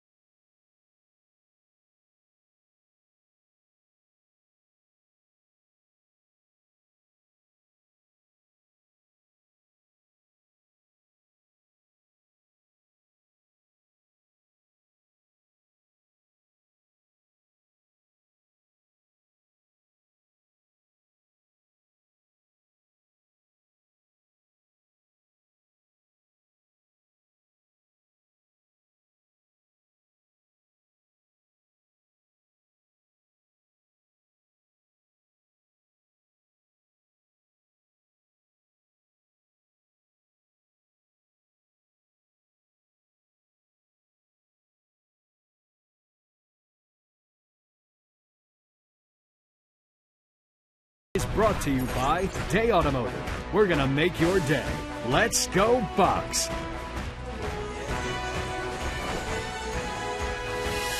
The skipper and the pitching coach visiting with a pitcher. Garrett Cole. 31 in the first, 14 in the second. That was pretty good, but how about the 5th? 5 pitches. By far his best inning. 89 pitch total for Garrett Cole. Starting the bottom of the 5th inning, Clint Barmes. He takes a strike from Dylan G. Pirates have managed just 3 hits off of G. Trailing 3-1.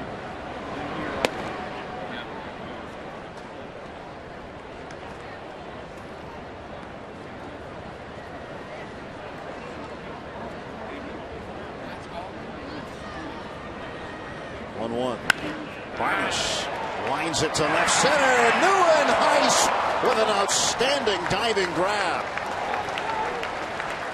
Boy, what a play by NYN AT PIT to take a hit away from Clint Barmes. I hope that ball had a little top spin so it could get down, but it just kept carrying. It wouldn't get down.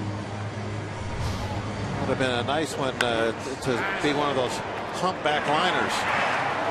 But I think he had backspin on that ball, and when you get that backspin, it's going to carry a little bit, and stayed up just enough for it to be captured by our AGH king.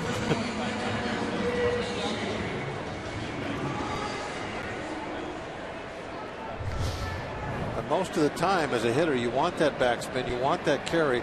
That was an example to where you would have rather had a little bit of an uppercut swing. Brandon Inge pinch hitting for Cole. First ball swinging, pops it up, and Bird makes the catch.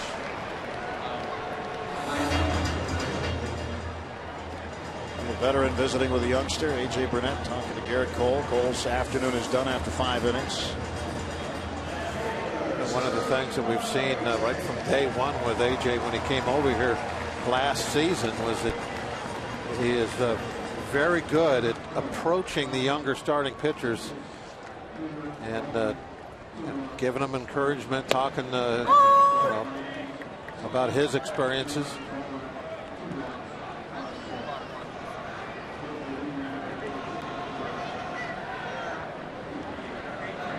One pitch. Bunted down the third base side. No throw. Base hit Marte.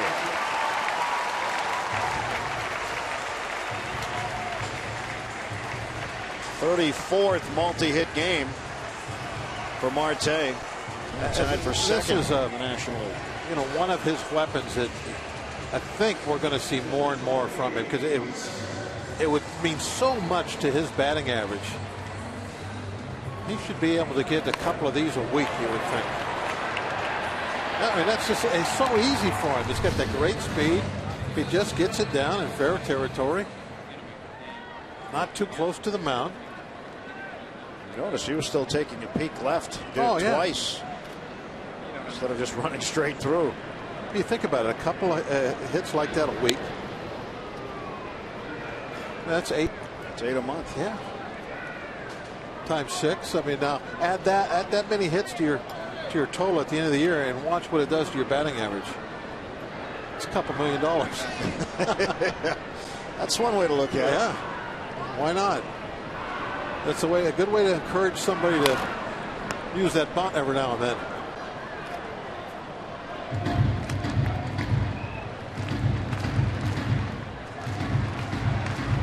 Jordy Mercer is 0 for 2.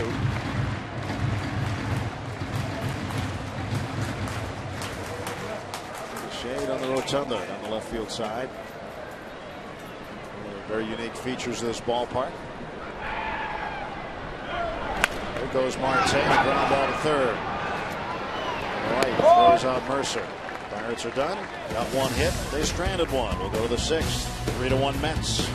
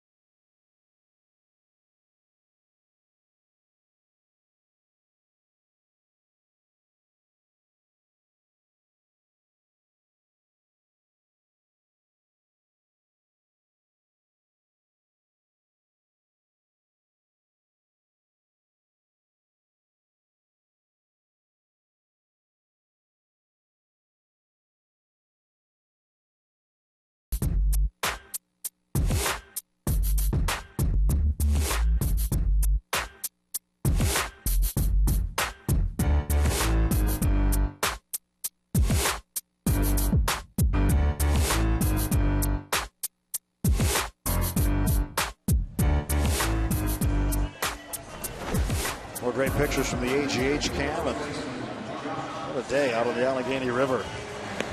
Temperature in the high 80s.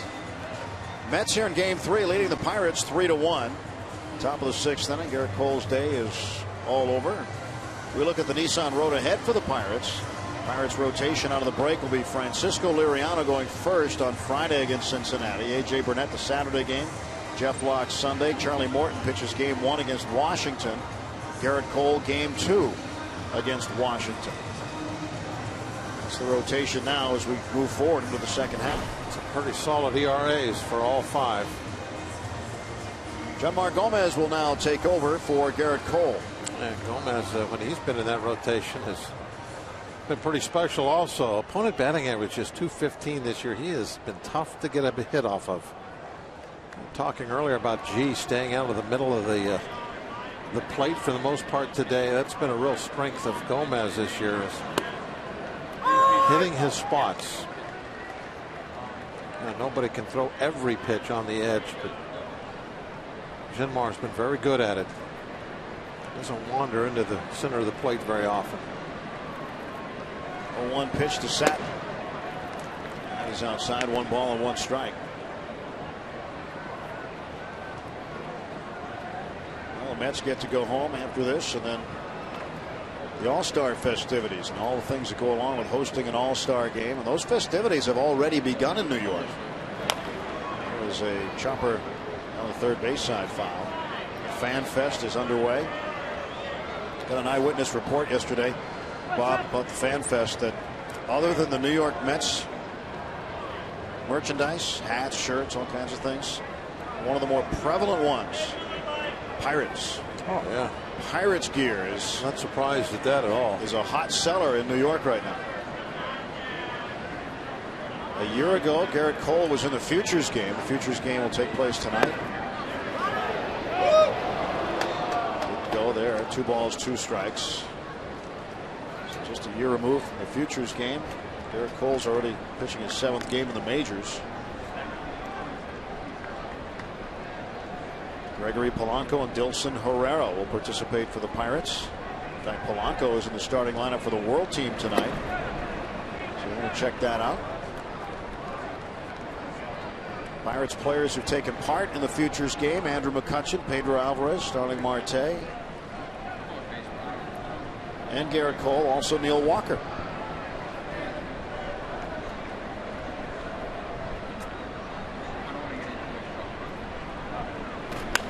There's a bouncer to Alvarez. He throws out Satin. There is 1 gone for the Mets in the 6th.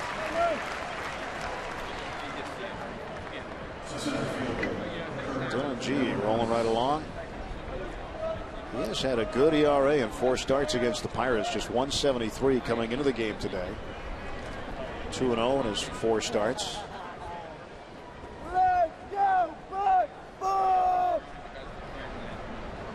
Well, he's up against our bullpen now. It's pretty tough, although he does have a 2-run lead. These guys don't give anything up. Pirates bullpen has 21 wins. That's tied with Toronto for the 2nd most in the majors. Arizona got a bullpen win last night. They lead the majors with 22.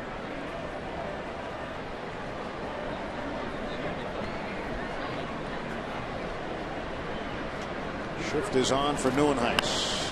Nice to bunt down third. He was willing to take his base hit, but he fouled it off. Now it's 0-2. You know, guys that do that, they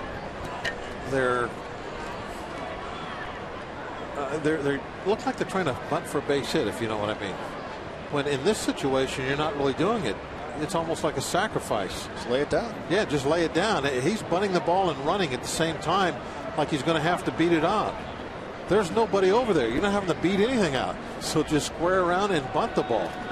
We've seen that several times this year. When somebody has given that a shot, they'll go about it like they're trying to drag bunt.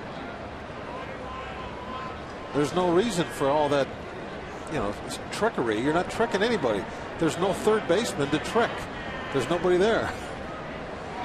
So when players do that, they should just go ahead, square around, and bunt the ball. Alvarez fields and throws, and that is a 5-3 putout. 2 down. Host your next special event right here at the ballpark. PNC is perfect for corporate events, weddings, bar and bat mitzvahs. Catering options available in the Lexus Club, Pittsburgh Baseball Club, or Rivertown Hall of Fame Club at PNC Park. Host your events year-round. It is available all around the calendar for your event. 1-800-BUY-BUCKS for more information, or pirates.com/PNC Park events. There's the Hall of Fame Club behind that glass. That is a great place spot after the games now. Before the game, everywhere. That's during the game. You don't need a special ticket to get in there. Just your game ticket will get you in, and they've got a full bar. They've got food. It is a neat place. Buck with a base hit to left. 2 for 3 for John Buck.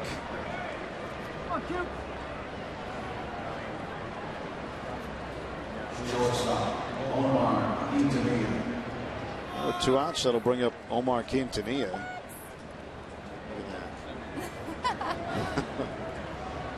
Let's go Bucks. Enjoying the first game.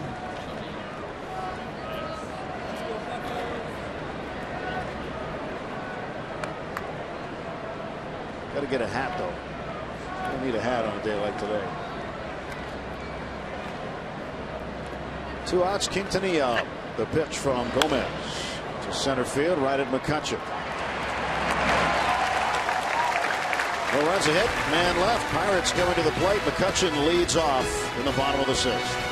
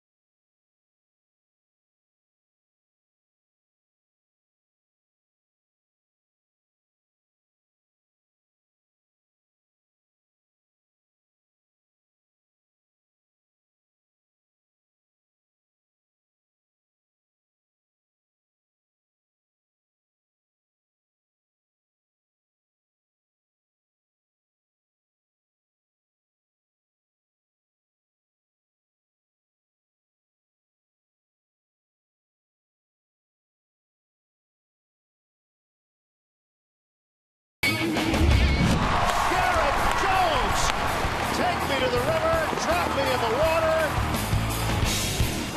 The Pirates win the ball game. Travis Snyder with a walk-off winner.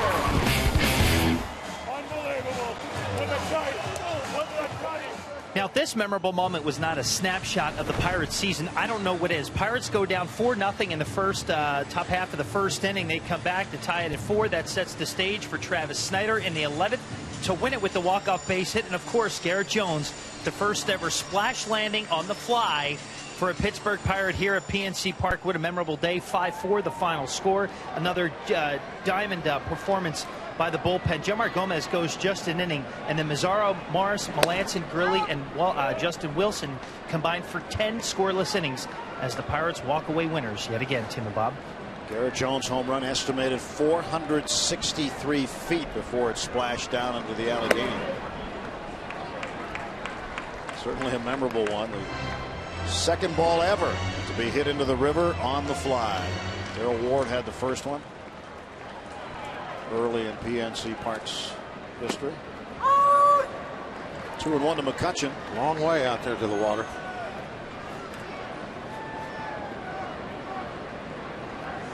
See these guys knock him in there in batting practice. It's a whole different animal during the game, but See one actually go in. It's incredible. Jones becoming the first Pirate to do it. Ward was with the Astros at the time. He did it. 2-2 count on McCutchen. He strikes out. Foul tipped into the glove of Buck. And Kutch is now 0 for 3. Well, they look back at the first half and the popular moments, the best moments. Very big topic today on Twitter. Hashtag Bucks Booth. Russell Martin's walk-off hit in the collision. It wasn't actually a hit. It was a walk-off error. And, yeah, that was one of a number of moments that he was involved in a game-winning situation.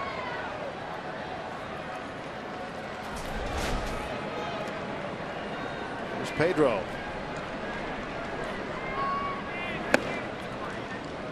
Ball one to Alvarez. 252 the average for Pedro.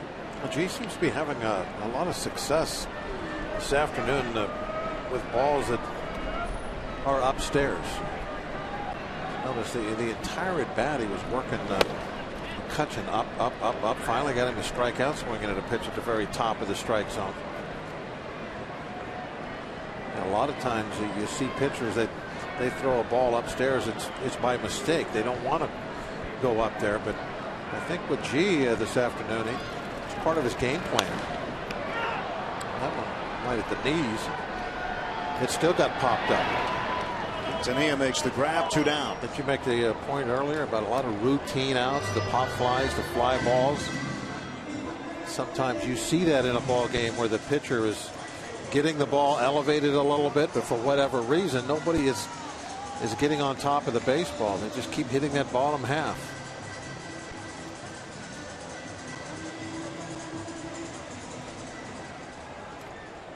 And Morrison, pitching coach, works with all these very good, really Met pitchers. They got a nice young staff coming together. They do.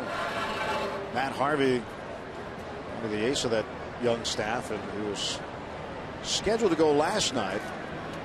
A blister kept him out of the game, but it's not going to keep him out of the All-Star game. Reportedly, he could be the starter for the National League.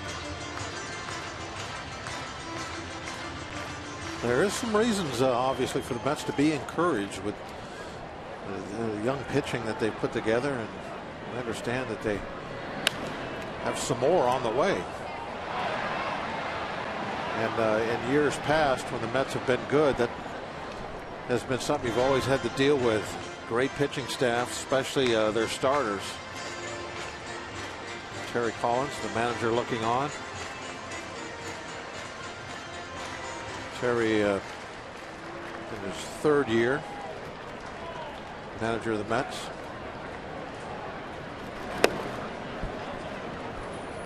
Two balls and 2 strikes.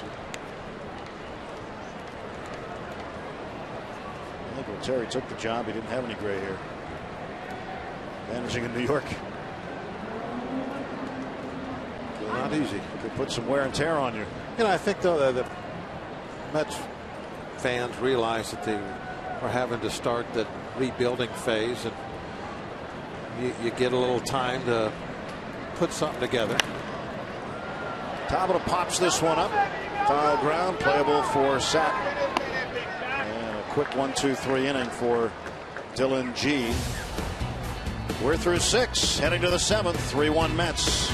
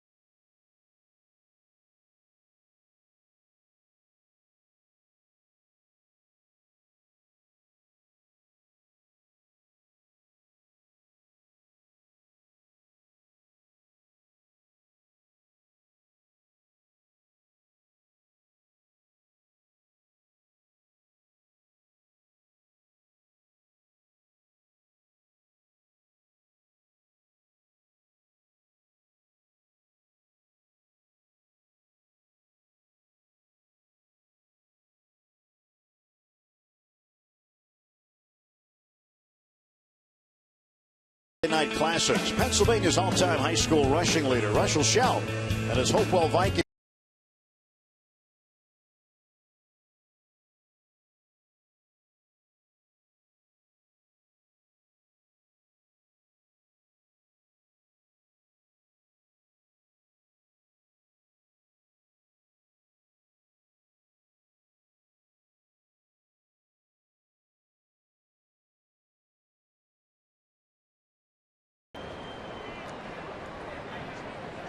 What a day, huh? It'll be a better day if we can pull this one out. It's getting late, though. Matt Harvey in the middle. It's to Mike Davis. Dylan G fouls this one off. Strike 2 to the Mets pitcher.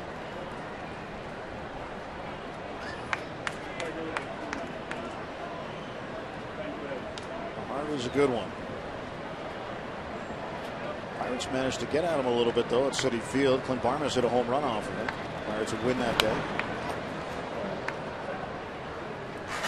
I think expectations for the Mets will probably be a little bit higher next year. They've started to turn the corner and bringing in a group of young guys. And maybe they won't be expected to win the World Series, but maybe compete with the rest of that Eastern Division, which one backer, Gomez to Jones, 1 out. Is most years a very tough division. And here's a funny thing. When we were in New York, Pirates had just won 2 of 3 and were getting ready for the Sunday game, which they also won to take 3 of 4 in the series. But the papers in New York on May 12th were already calling for the Mets to call it a year and bring up the kids. Well, I think that they should have done that April 1st. You think so? Yeah. I mean, for sure. I think that's what I like to see, is a team that goes to a plan and commits to it. And if you're going to rebuild, rebuild. Eric Young is aboard again. I know that marketing people wouldn't want to hear that, but from a baseball perspective, I mean, that's how you should go about it.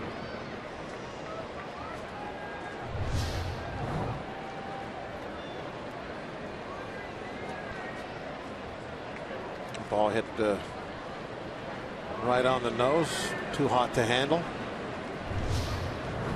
Scored a base so hit, looking like second one. Like Young might be a player that is in the Mets' future. He's done very well since being inserted into their outfield. They're going young. There you go. And put him on the billboard. Said we're going young. They should hire you for those things, Bob. See, I'm just trying to think of marketing. I'm a baseball guy, but baseball's thinking man, Bob Walker. He's the idea guy.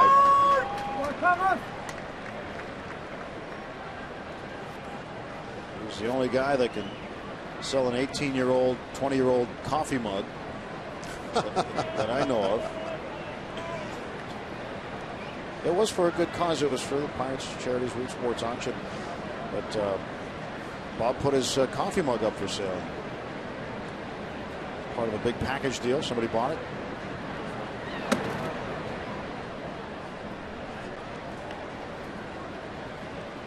Somebody also bought the extensive score sheet that you prepare every day. The only ink you put on it was your signature when he asked you to sign it. Well, that's because it's already filled up. Pre-game. He didn't want to mess it up. 1-1 to Murphy. To the gap in left center. That's going to roll into the notch. And Young is going to score easily on this one. Murphy's going to turn second and head for third. And Murphy is going to be in with a stand-up run-scoring triple. 4-1 New York. He basically beat the defense there. That's the one spot that the outfield was not defending, especially Marte. He was over guarding the line and playing a little bit on the shallow side. And so when this ball is hit into the deep gap, there's just nobody at home. There's nobody to get there. But you can't guard against every single spot in the field. You have to look at the spray charts and make your decisions of where are the most likely spots for the ball to go and try to put somebody there. And at times it's not going to work out. David Wright will take up high ball 1. But I 1 for 3. I mean, that was going to be a base hit or a double no matter what. But what made it into a run scoring triple was the fact that it was able to roll all the way to the 410 side. And that was because that was the gap that the Pirates were giving up.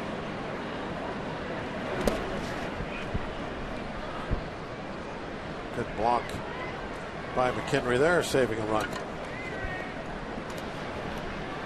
Murphy at third base, infield in, trying to cut down this run with 1 out.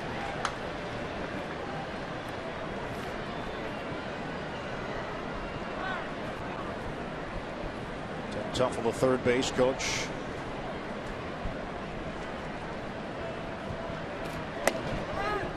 Three and 0.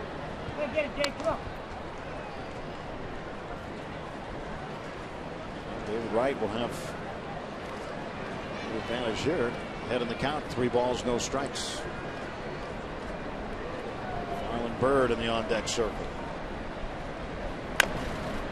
One after it, 3-0. Chopped a foul on the steps of the Pirate dugout. He wants an RBI. On a walk. Even though he got a borderline pitch, 3-0, he decided to take a whack at it.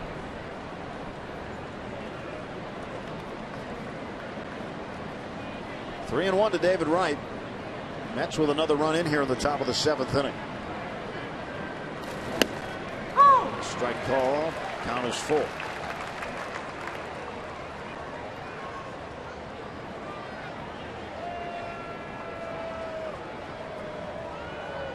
Kind of odd.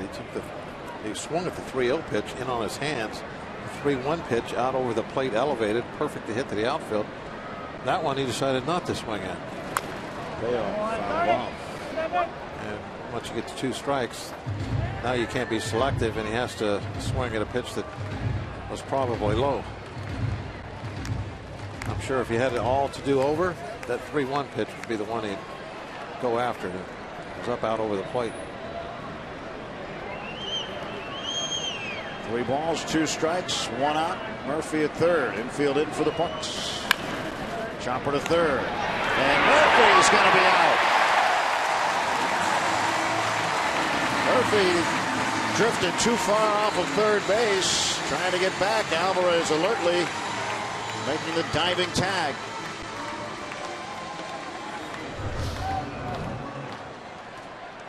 Well, I think this is why you should always go on contact. So at least if you're going to make an out, it won't be an easy one, or you end up with just a man at first. If he's going on contact, could have gotten a double play. Maybe Wright goes to second base, and they have 2 outs and a man in scoring position, just like they would have had if it would have been a 5-3. Bird takes strike 1. I like that go on contact play. Doesn't mean you're going to score a run, but at least something positive might happen.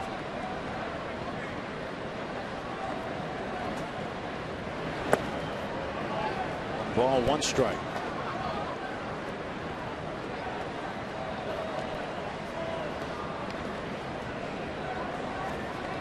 Yeah, you're right. Get the guy perhaps at second base. You stay in a run down long enough to get your guy to second. And we actually saw this year.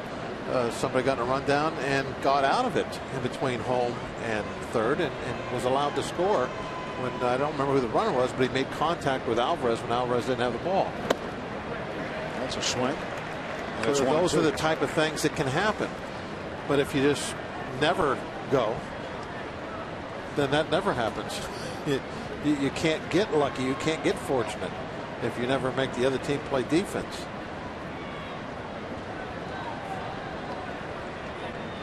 He's peeking. He wants to run on a breaking ball. Right back to Gomez. 1 run on 2 hits for the Mets. 4-1 at the 7th inning stretch. We keep it here on this Sunday afternoon and take you all around packed PNC Park for God Bless America and Take Me Out to the Ball Game. Join the Pirates and Major League Baseball as we offer support to our troops here and abroad. Here to lead us with God Bless America is Jack Cleaver. Joining him on the field today, representing the Wounded Warrior Project, is U.S. Army Specialist Brian Vavra. While serving in Iraq in 2003-2004, Brian suffered multiple knee injuries while defending our freedom. Today, Brian is the membership director for Steel City Vets, a Pittsburgh-based support organization for men and women who served in Operations Enduring Freedom and Iraqi Freedom. And we are proud to have him with us today.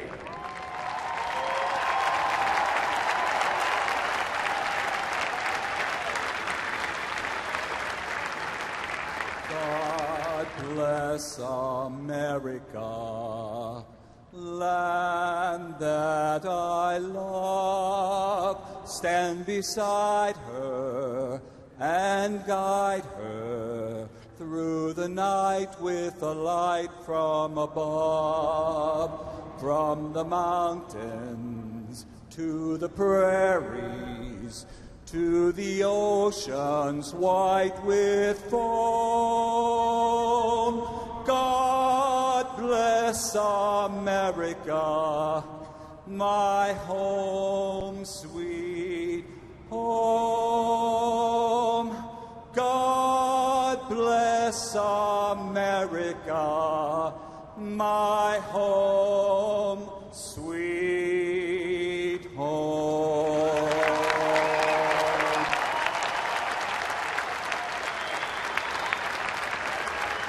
Fans, it's time for the 7th inning stretch. We invite you to follow the bouncing Eaton Park Smiley Cookie and join everyone watching at home on Root Sports as we sing Take Me Out to the Ball Game.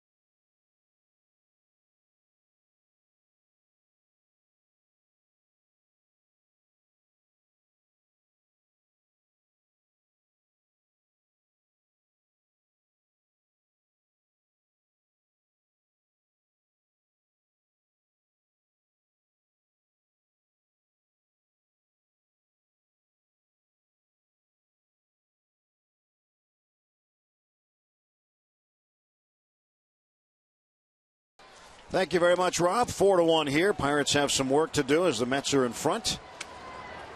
And here's Garrett Jones to start things off against Dylan G as he begins his work in the bottom of the 7th.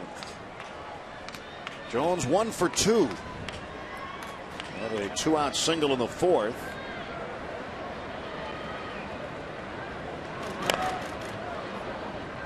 Tap foul, 1 ball and 1 strike. Black Buck trying to shovel it out in front of home plate like, oh, no, there it is. Look at that. It's rolling fair.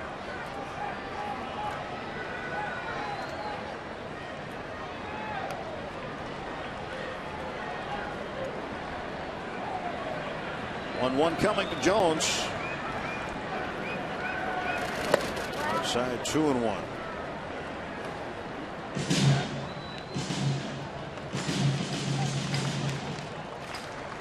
getting to the point of the ball game where we're needing to put up a crooked number, which means you got to have base runners, which means you have to be selective. And G has had excellent control, so that might not be all that effective trying to wait him out, but it's something that you almost have to do. Take a strike maybe. Jones fouls it back. Full count to Garrett Jones. Dylan G.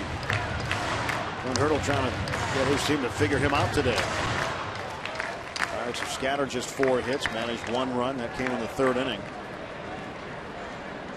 The only time they had back-to-back hits, Garrett Cole and Starling Marte.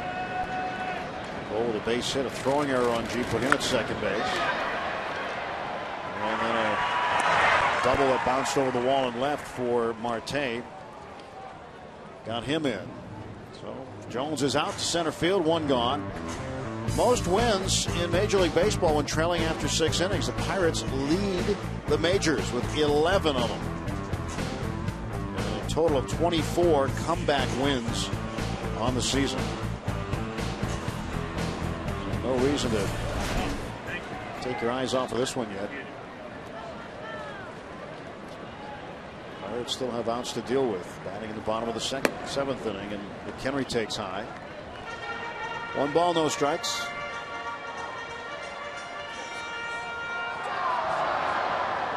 Now, Mac, as I said, like right now, he's out in front. Be very selective.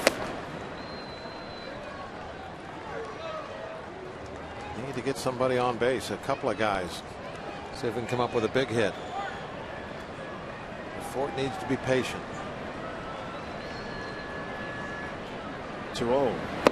Whoa, watch out. That ball helicoptered right over the third base dugout.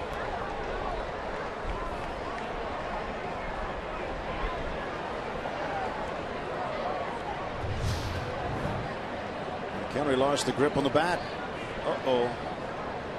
And that, you know, it should have been ball 3 too, or could have been ball 3. That's what I mean about having to be patient, because you need base runners. You can't hit a 3-run homer with nobody on base. And I think McHenry might have chased one upstairs. At least it was borderline anyway. There it is. See the 3rd pitch? Could have been ball 3. He was sitting 3-0.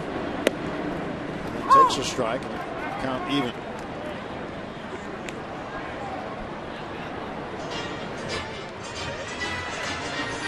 Two and 2 to Michael McHenry. 1 out. Pirates batting bottom of the 7th. Dylan G's pitch. McHenry held up. Count is full. After this inning, G has gone full on.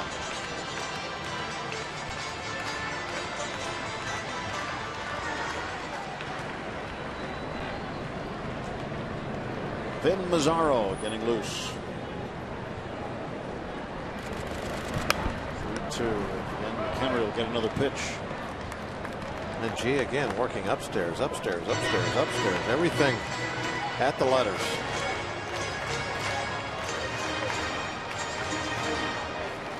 Pirates are 5-1 against the Mets this season. That little cluster up there. There it is. Popped him up. Murphy, the second baseman, is out. Bird calls him off. 2 gone. A lot of folks have been out here at PNC Park this weekend. One of the largest 3-game series attendance wise. Today, 37,490 on hand. It's the 9th sellout for the Pirates. 115,699 over the 3-game series. The largest 3-game series attendance wise was in 2011 in late June when the Red Sox were here in interleague play. They drew 118,324. But this one on the list, very close second.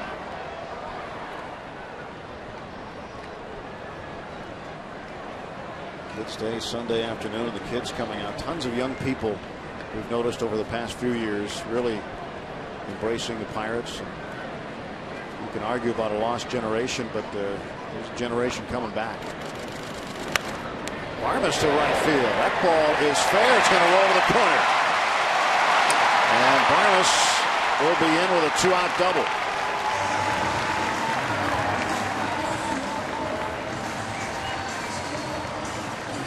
Barmes swinging a much better bat of late. He's getting some, a chance now to get out there and play every day. Basically, he's replaced Walker since Walker's been injured on the DL, and he's responded.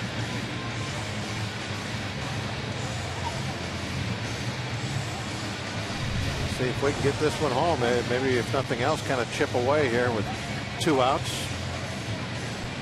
Mets pitching coach Dan Worthen is out to visit with G, checking on his right-hander late in the ball game. G has thrown an even 100 pitches, 68 of them for strikes. And G will face a pinch hitter in Junmar Gomez's spot, Travis Snyder. What we have seen typically lately is that Snyder will come in and hit in the 9 spot, stay in the game for Tabata. And then the relief pitcher will come in Tabata's spot. We'll see how they work it. Tabata's batting in a different spot today. Well, the pitcher spot, if you put him 5th, is going to hit next inning.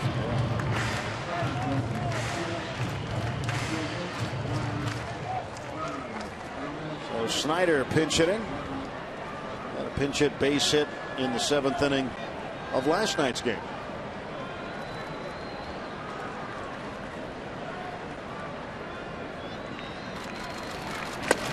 2-0.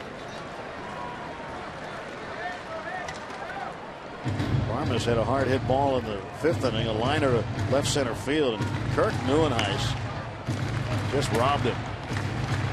Made a terrific diving grab. Otherwise, Barmes would have a couple of hits instead of just the one.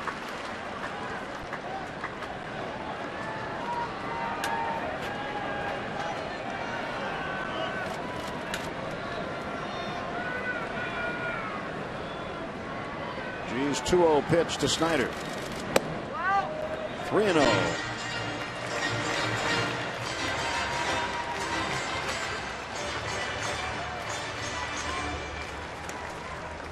Scott Atchison warming up. Atchison just called up today. The roster move sent the position player, Jordani Valdespin, back to AAA Las Vegas, and Atchison an extra arm up here for this game. Terry Collins has used his bullpen quite a bit in the first 2 games. So Valdespin has had 2 plate appearances and struck out both times. So he's sent back to AAA.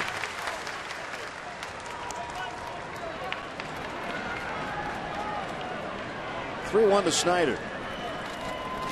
Ball 4. Now this is a scenario that I was talking about. You got to be patient and let it help you, so you can get yourself in a position to score a crooked number. Put something up there besides just a 1. You're late in the ball game. You're down by 3, and G, he's shown that he's leaking oil this inning as far as his control. That's going to do it for Dylan G. Atchison comes on to replace him. G leaves with a 3-run lead. 2 outs and 2 on for the Buccos. New pitcher when we come back.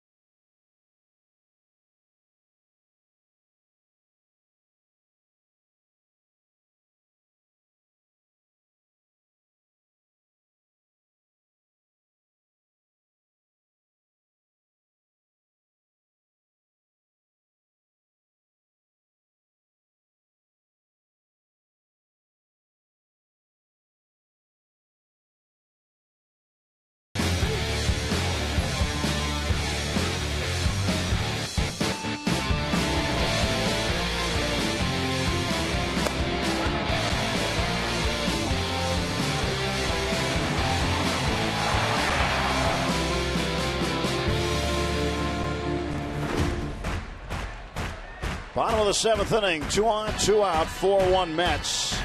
And Atchison pitching to Starling Marte. First pitch outside for a ball. Marte represents the tying run. How many appearances in 18 innings? Activated from the disabled list. Out on a rehab, AA, pitched a scoreless inning a couple of days ago. Hasn't thrown a pitch in a big league game since the 13th of May at St. Louis. Outside, it's 2-1 to Marte.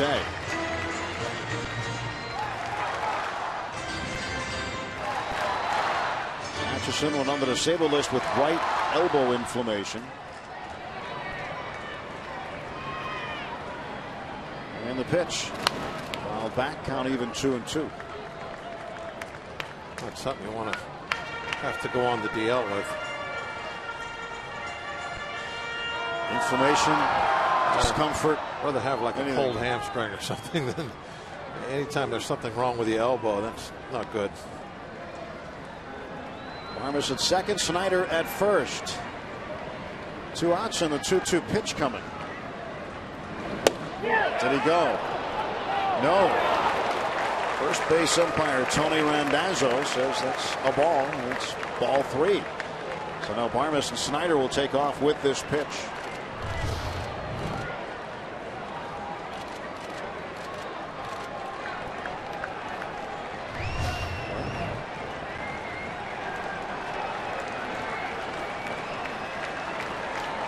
Here comes the payoff from Atchison.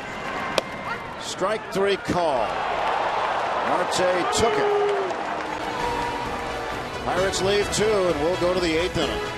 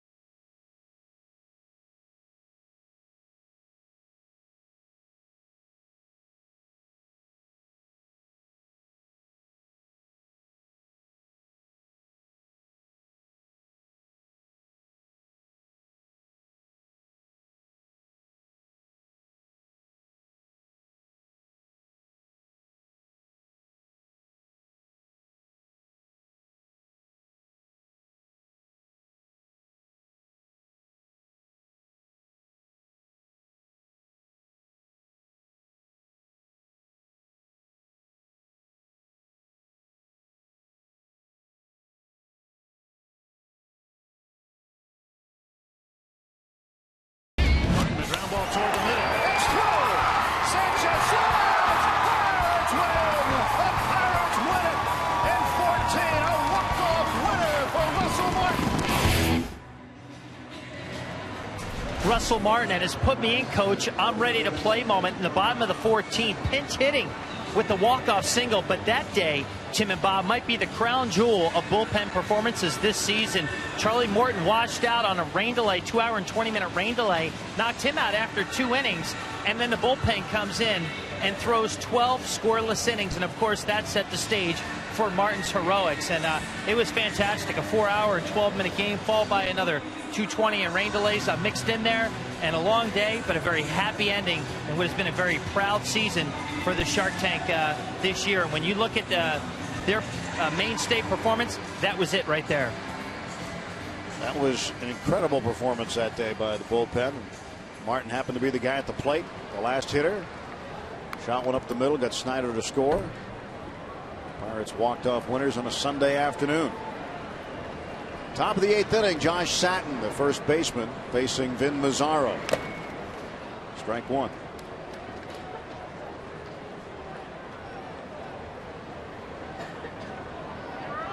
1 for 2 for Satin today. Satin there for Ike Davis. One of the key cogs in that Shark Tank out there, Mark Melanson, earlier today named to the All-Star team as a replacement.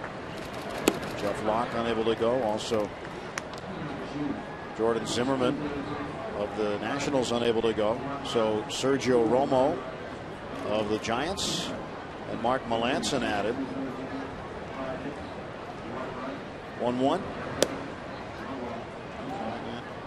This is for a ball, 2-1. So Melanson becomes the 5th Pirate this year to be named an All-Star. First time since 1972 the Pirates have had 5 All-Stars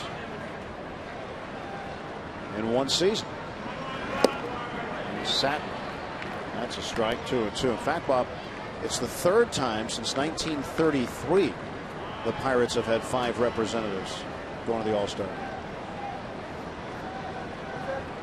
That's pretty nice that they've been able to do that. I know that it's kind of changed over the years as far as how many guys go to the All-Star game and how many teams there are. It's had a big effect on that.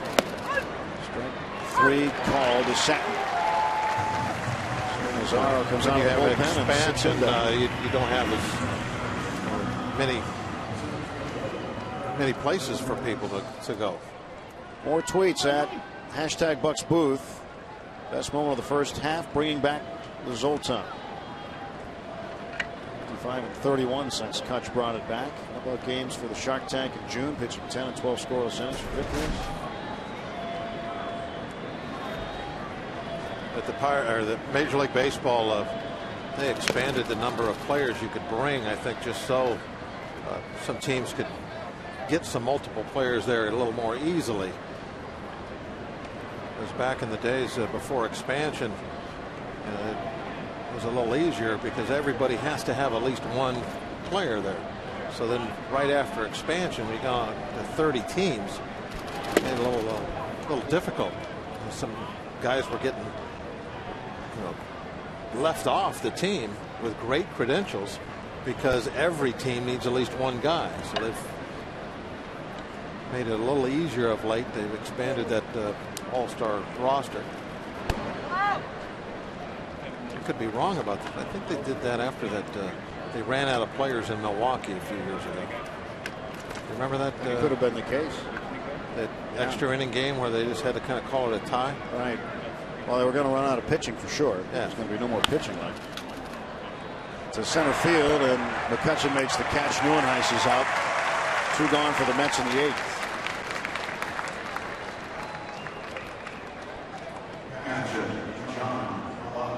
Mazzaro comes in, gets the first 2, and he'll face John Buck now. Buck 2 for 3 with a pair of RBIs. Mets 4, Pirates 1, top of the 8th. Mets with 9 hits, the Pirates with 5.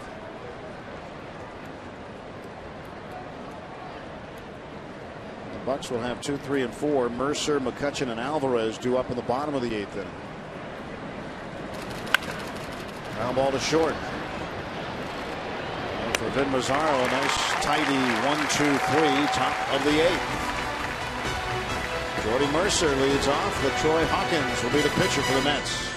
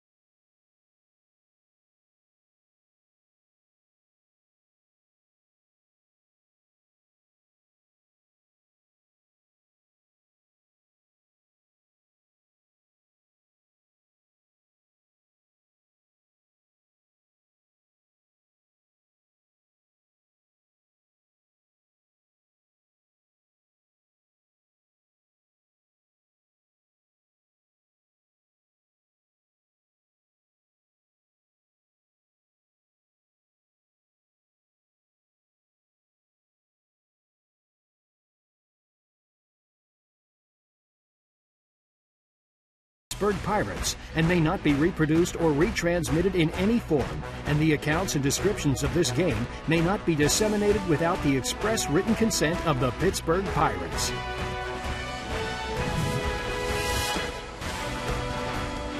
Back here on the North Shore, 4-1. Mets with a lead, bottom of the 8th inning. You can own a piece of the game with Pirates authentic merchandise. Add Andrew McCutcheon's game-used bat or A.J. Burnett's game-used jersey to your personal collection. Game-used lineup cards, helmets, bases. Those are all available from your favorite players. Stop by the Hunt auction booth next time you're at a Pirates game, or go to pirates.com/authentics. It's pirates.com/authentics. Check out some game-used stuff. Here's the veteran, LaTroy Hawkins, to pitch the bottom of the 8th for New York. He's another one of those players that might be changing uniforms in a couple of weeks. Long time veteran. Somebody is trying to maybe add a little depth to their bullpen. He might be on someone's shopping list, having a decent year, although giving up a lot of base hits for his innings pitched. Facing Jordy Mercer. Delivers a strike.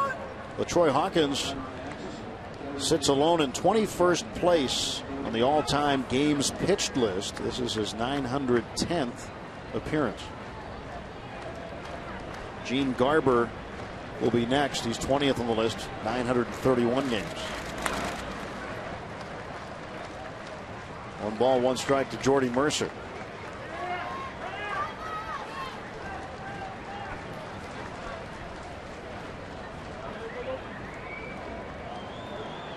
Troy Hawkins lives in the Dallas area. Got to stay healthy and have a rubber arm to push up there toward 1,000 games. It's pretty impressive. 0-2. And that is a base hit to right field.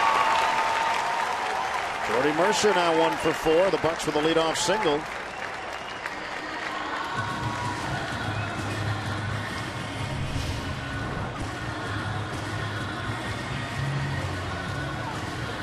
Fastball that he got in the strike zone. I think they wanted to elevate that a little higher.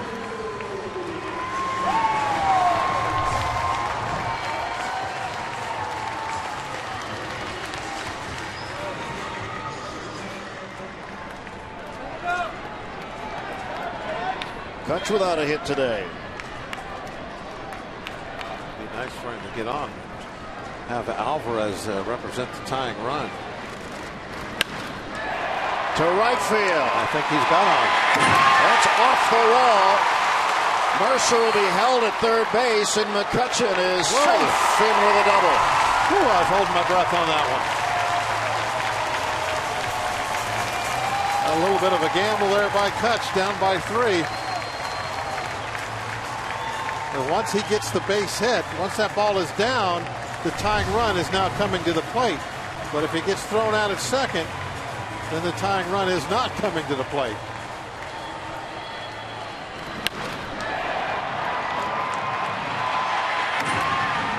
Right about now, with Bird making that great play, it becomes a little bit iffy. You can see the look on Kutch's face that he had to really turn it on.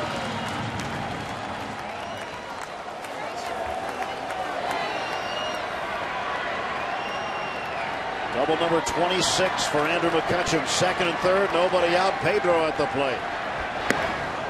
Now this is all you can really ask for is to have your best home run hitter up late representing the tying run. And he took a nice cut at the first one. Alvarez homered in his first at bat in the series on Friday night.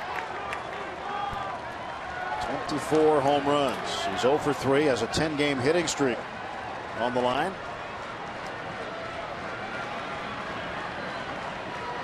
Hawkins 0-1 pitch coming. Challenged him again with a 95-mile-an-hour heater. 2 in a row. 150th career double. Used his speed to get there. And an opposite field hit for McCutcheon. 0-2 is the count to Pedro Alvarez. We'll see what Hawkins comes with. ahead in the count.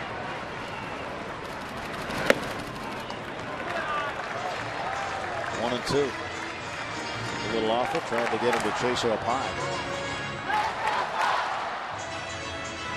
Even though he was able to throw the first two by him, I'm sure he's thinking that he needs to be a little careful here with 2 strikes.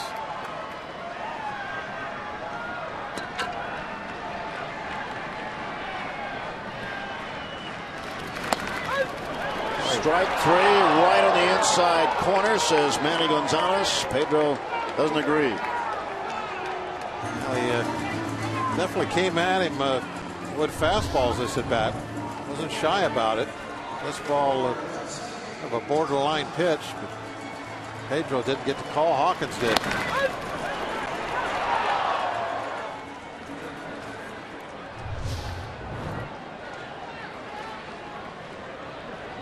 Oh, 1 out. Here is Jose Tabata. He is 0 for 3. Reached on an error back in the 2nd inning and stole a base. Strike 1 to Jose. Tabata not used to being a middle of the lineup number 5 hitter this afternoon. Those are RBI positions, those spots in the lineup. And these would be 2 big ones if you could knock them in. Mercer at 3rd, McCutchen at 2nd. 1 out. No balls, 1 strike to Jose Tabata. He sits safely in 6 straight. To the second base. He's going to get 1 run in. It's now a 4-2 game. Mercer scores.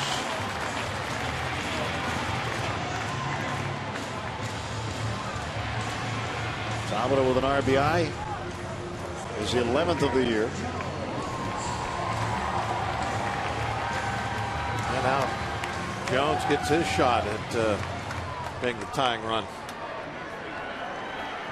Just missing a number of them. And his last home run came on the 2nd of July against Philadelphia. It's been almost 2 weeks for him.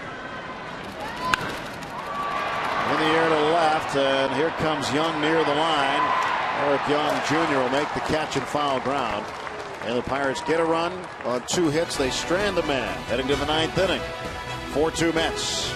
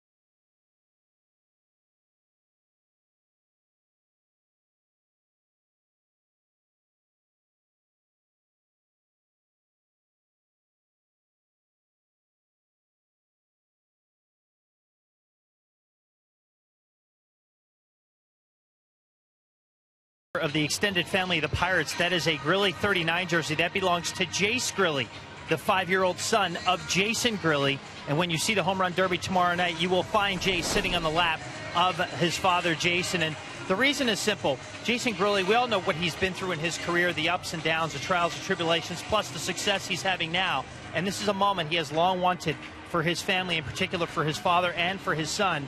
And one thing you will not see Jason Grilli with is a video camera, a cell phone, any type of camera. He said, look, I don't want to take pictures. I just want my son on my lap, and I want to enjoy the experience. Anyone that takes pictures of me or video of me, that would be greatly appreciated. I'll gladly take it. But I've waited my entire life for this moment, and to have this moment with my kids, nothing is going to ruin it for me. So a pretty cool thing in an era with a lot of cell phones and video cameras around. Jason Grilli purposely not taking one to the home run derby. Quintanilla takes a ball from Mazzaro. Jason and I visited today before the game, and he's on cloud 9. There's a guy who really gets it, really understands what's happening. He's going to take it all in. He knows he has a job to do here, but he can't wait to get to New York. Hopefully has a very successful little trip to New York. How great would it be for him to get a save in that game? Well, it could be. I mean, he could save it for the National League and secure home field advantage in the World Series for the National League. That's a big role. That's a huge role. I mean, like it or not, that's the way the game is. There are many who like it, many who don't. But the way that it is, it determines home field advantage, and really could be the guy who saves it for the NL. We'll just have to wait and see what happens on Tuesday night. National League saves leader. You figure he's going to be the last guy out of the pen.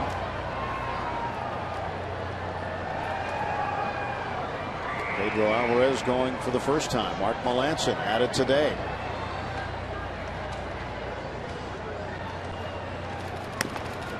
And Quintanilla walks.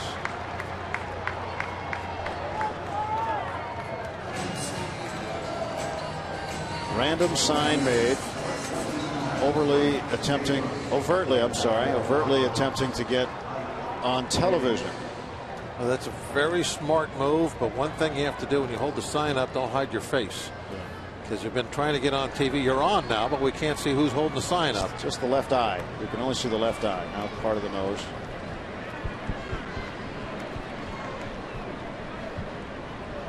Ike Davis is the pinch hitter. Davis played first base in each of the first 2 games. 7 out of 21 career as a pinch hitter.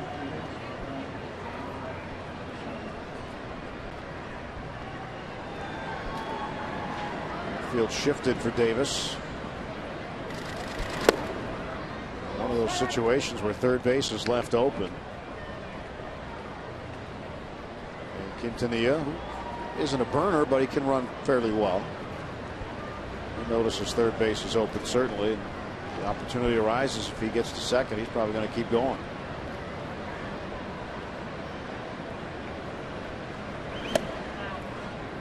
Two and one to Davis.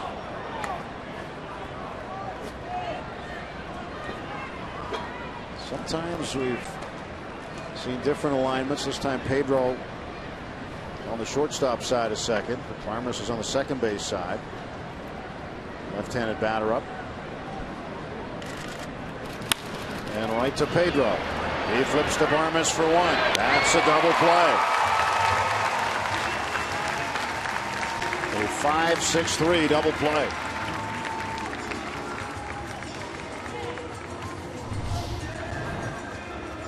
Here it is again. One of my favorite views from behind home plate. You can really watch the middle infield work. And if you're going to have a double play ball, you want to have it hit nice and firm, so there's plenty of time.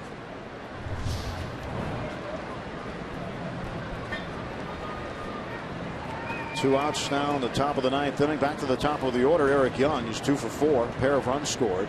If you're actually standing there, that'd be a scary spot. No screen behind you. Right. Ground ball to Barmes.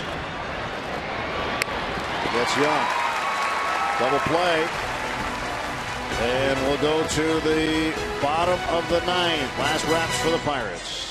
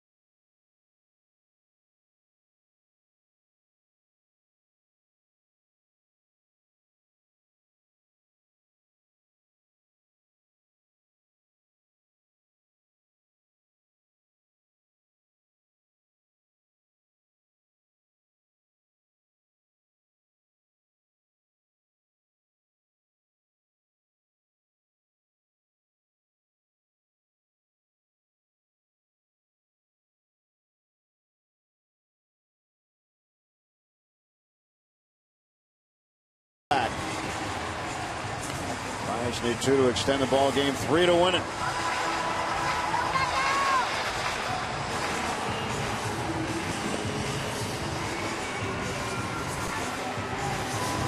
That's a popular sign at the sign store. So hopefully we'll be raising that Jolly Roger. And it's going to take, as you said, 3 runs here to get it done, which means that this has been a little theme the last couple innings of mine is nobody on base. You got to be a little on the patient side. Make sure you're getting strikes. Don't do the pitchers any favor. If it's a borderline pitch, you got to let it go. You got to try and get some base runners. They're down by 2. Got to get somebody on. Pirates face Bobby Parnell. Parnell appeared in last night's game. Josh Harrison with a bat in his hands. Michael McHenry will lead off. He takes a strike. So 7, 8, and 9. McHenry, Barmes, and the 9 spot. Presumably Harrison.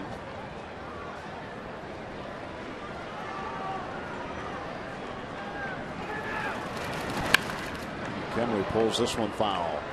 0-2 to the forward. Michael McHenry is hitting .184 currently. McHenry 0 for 3 today. Pirates have won this series regardless of the outcome of this ball game. But they'd love to complete some sort of a comeback. Pull off a sweep. McHenry down the right field side. That's out of play.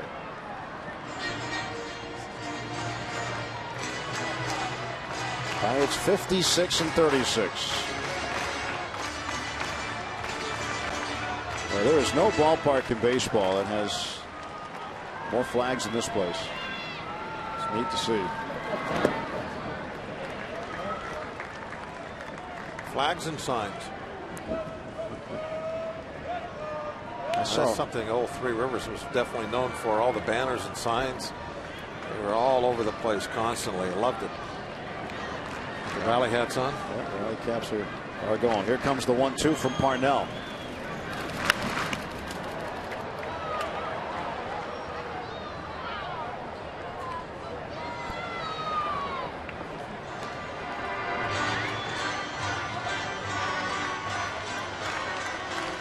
And not only here at the ballpark, but just driving around anywhere in the city and the suburbs and the other towns. People have them hanging from the flagpoles to their houses. See them on cars. Michael checked his swing.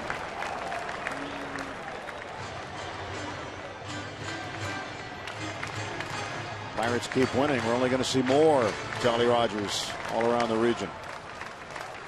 And that's okay. That's good. Probably see a number of them at the All-Star game. I'll bet. 2-2 pitch. McHenry high in the air to the left center field gap. Newman Heiss underneath it. Out number 1.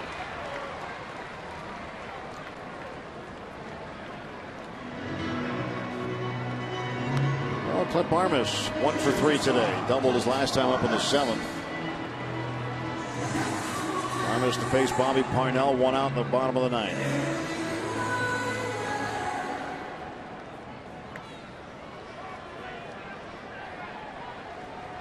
Seven hits today for the bunch, just 2 runs. They've left 7. And that's with 4 runs on 9 hits. They have committed 2 errors and left 6. Russell Martin in the on deck circle. He has come up with some big hits late in ball games when he has not started. Barmes, up base hit. But Barmes is 2 for 4. A 1-out single for the Pirate shortstop. And now Parnell will face Russell Martin. Martin representing the tying run. Barmes kind of fighting that ball off a little bit. You could see that the ball was in on him, and it could have even vibrated the bat quite a bit as he hit it. But well placed.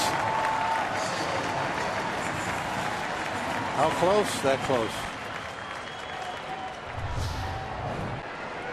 The Pirates with a pulse here in the bottom of the 9th.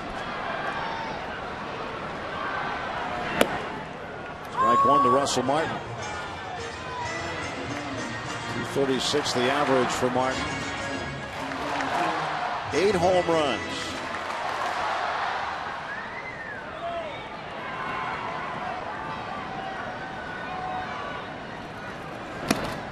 One ball, one strike. Parnell drilled low.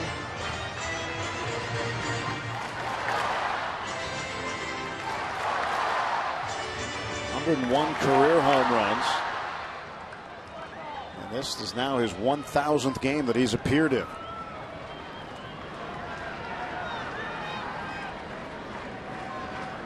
Parnell's 1-1 pitch. That's 1-2.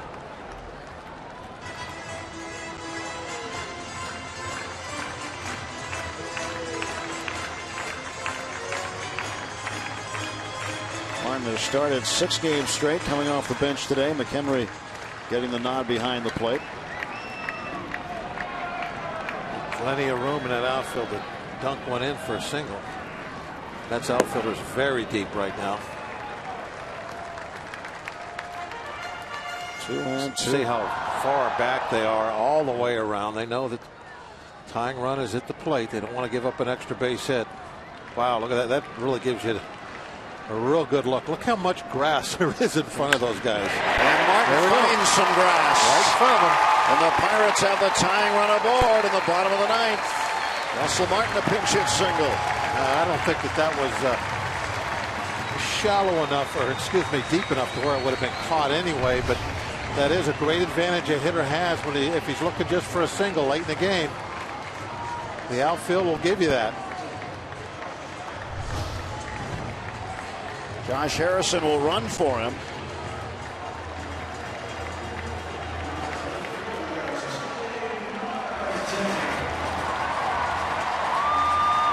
Well, Russell Martin gets the job done, gets on base, and here's Harrison with Marte at the plate. Marte 2 for 4. He struck out twice, single, double, drove in a run. Parnell checks the runners. Now the pitch. Strike 1. Marte representing the potential winning run. Mets have not led in this game today. The Mets got 3 in the top of the first off the starter Garrett Cole.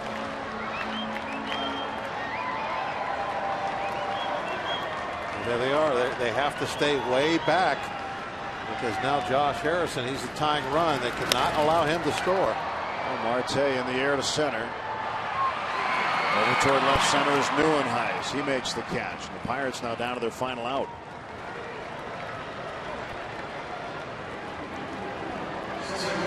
Parnell now will face Jordy Mercer.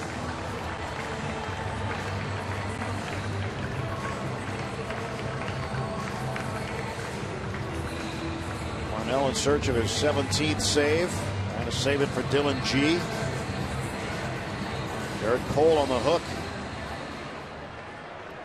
Cole charged with 3 earned runs, and this would be his 3rd straight loss if Pirates can't come back. Ball 1 to Mercer.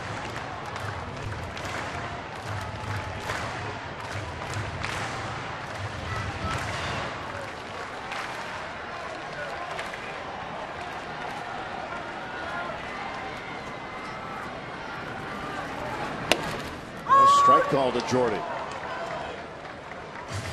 98 miles an hour. The hard throwing right-hander Bobby Parnell. 4th pitcher Terry Collins has used today. He's used G. Started went 6 2/3, and Atchison a 3rd. Troy Hawkins an inning. Gave up a run. Now Parnell. Mercer fouls it off, and now the Pirates are down to their final strike. Friday night in extra innings, Jordy seeing eye single to center. McCutchen scored the game winner, and the Pirates would win it 3-2. First walk-off win. That was a hit for Jordy Mercer. Parnell's 1-2 pitch. Mercer, a looper to right field, and waiting for it is Bird, and the Mets win the ball game. Pirates have the tying run on in the bottom of the 9th. Couldn't get him around. And the Pirates will win this series 2-1. They'll finish the first half 19 games over 500 at 56-37 after the Mets win it today 4-2. The offense just never got anything going today on any consistent basis. Left 9 guys on base, scored just 2 runs. Kind of a theme that we've had several times this year. After the All-Star break, we're going to have to get a little bit better than that. So the Buccos fall today to the Mets. Let's check in now with Rob King and Kent Tekulve. Tim and Bob, thanks very much. The Buccos were looking for their 7-series sweep of the season. Didn't happen. And we heard Tim and Bob talking about it. Really the same theme. And it began with the starting pitcher, Dylan G. They were able to get 1 run back against the bullpen and threatened a couple times late in the game. But Dylan G. really set the tone for the Mets today. Yeah, and I think you mentioned it during the pregame show, Rob, that, Dylan G. is a guy that has very pedestrian career numbers as far as, what he has done, but his numbers against the Pittsburgh Pirates are all-star caliber. I mean, this guy has thrown great against the Pirates since the day he walked into the big leagues. Probably one of those situations, in fact, I'm pretty sure it's one of those situations where certain guys just feel comfortable going to the mound and pitching against certain teams, and I think Dylan G. is one that, feels very comfortable about going out on the mound and feeling like he's going to be effective when he pitches against the Pittsburgh Pirates, whether it's here or whether it's at Citi Field in New York. Yeah, Dylan G. 3-0 now, lifetime in 5 starts against the Pittsburgh Pirates, an ERA of right around 1.50 in that neighborhood against the Bucs. So the Pirates can't pick up the sweep still. 56-37 heading into the All-Star break. They are 19 games over 500. Stick around. We have extended highlights, post-game reaction. We'll take a look ahead to the second half of the season as well, all coming up next.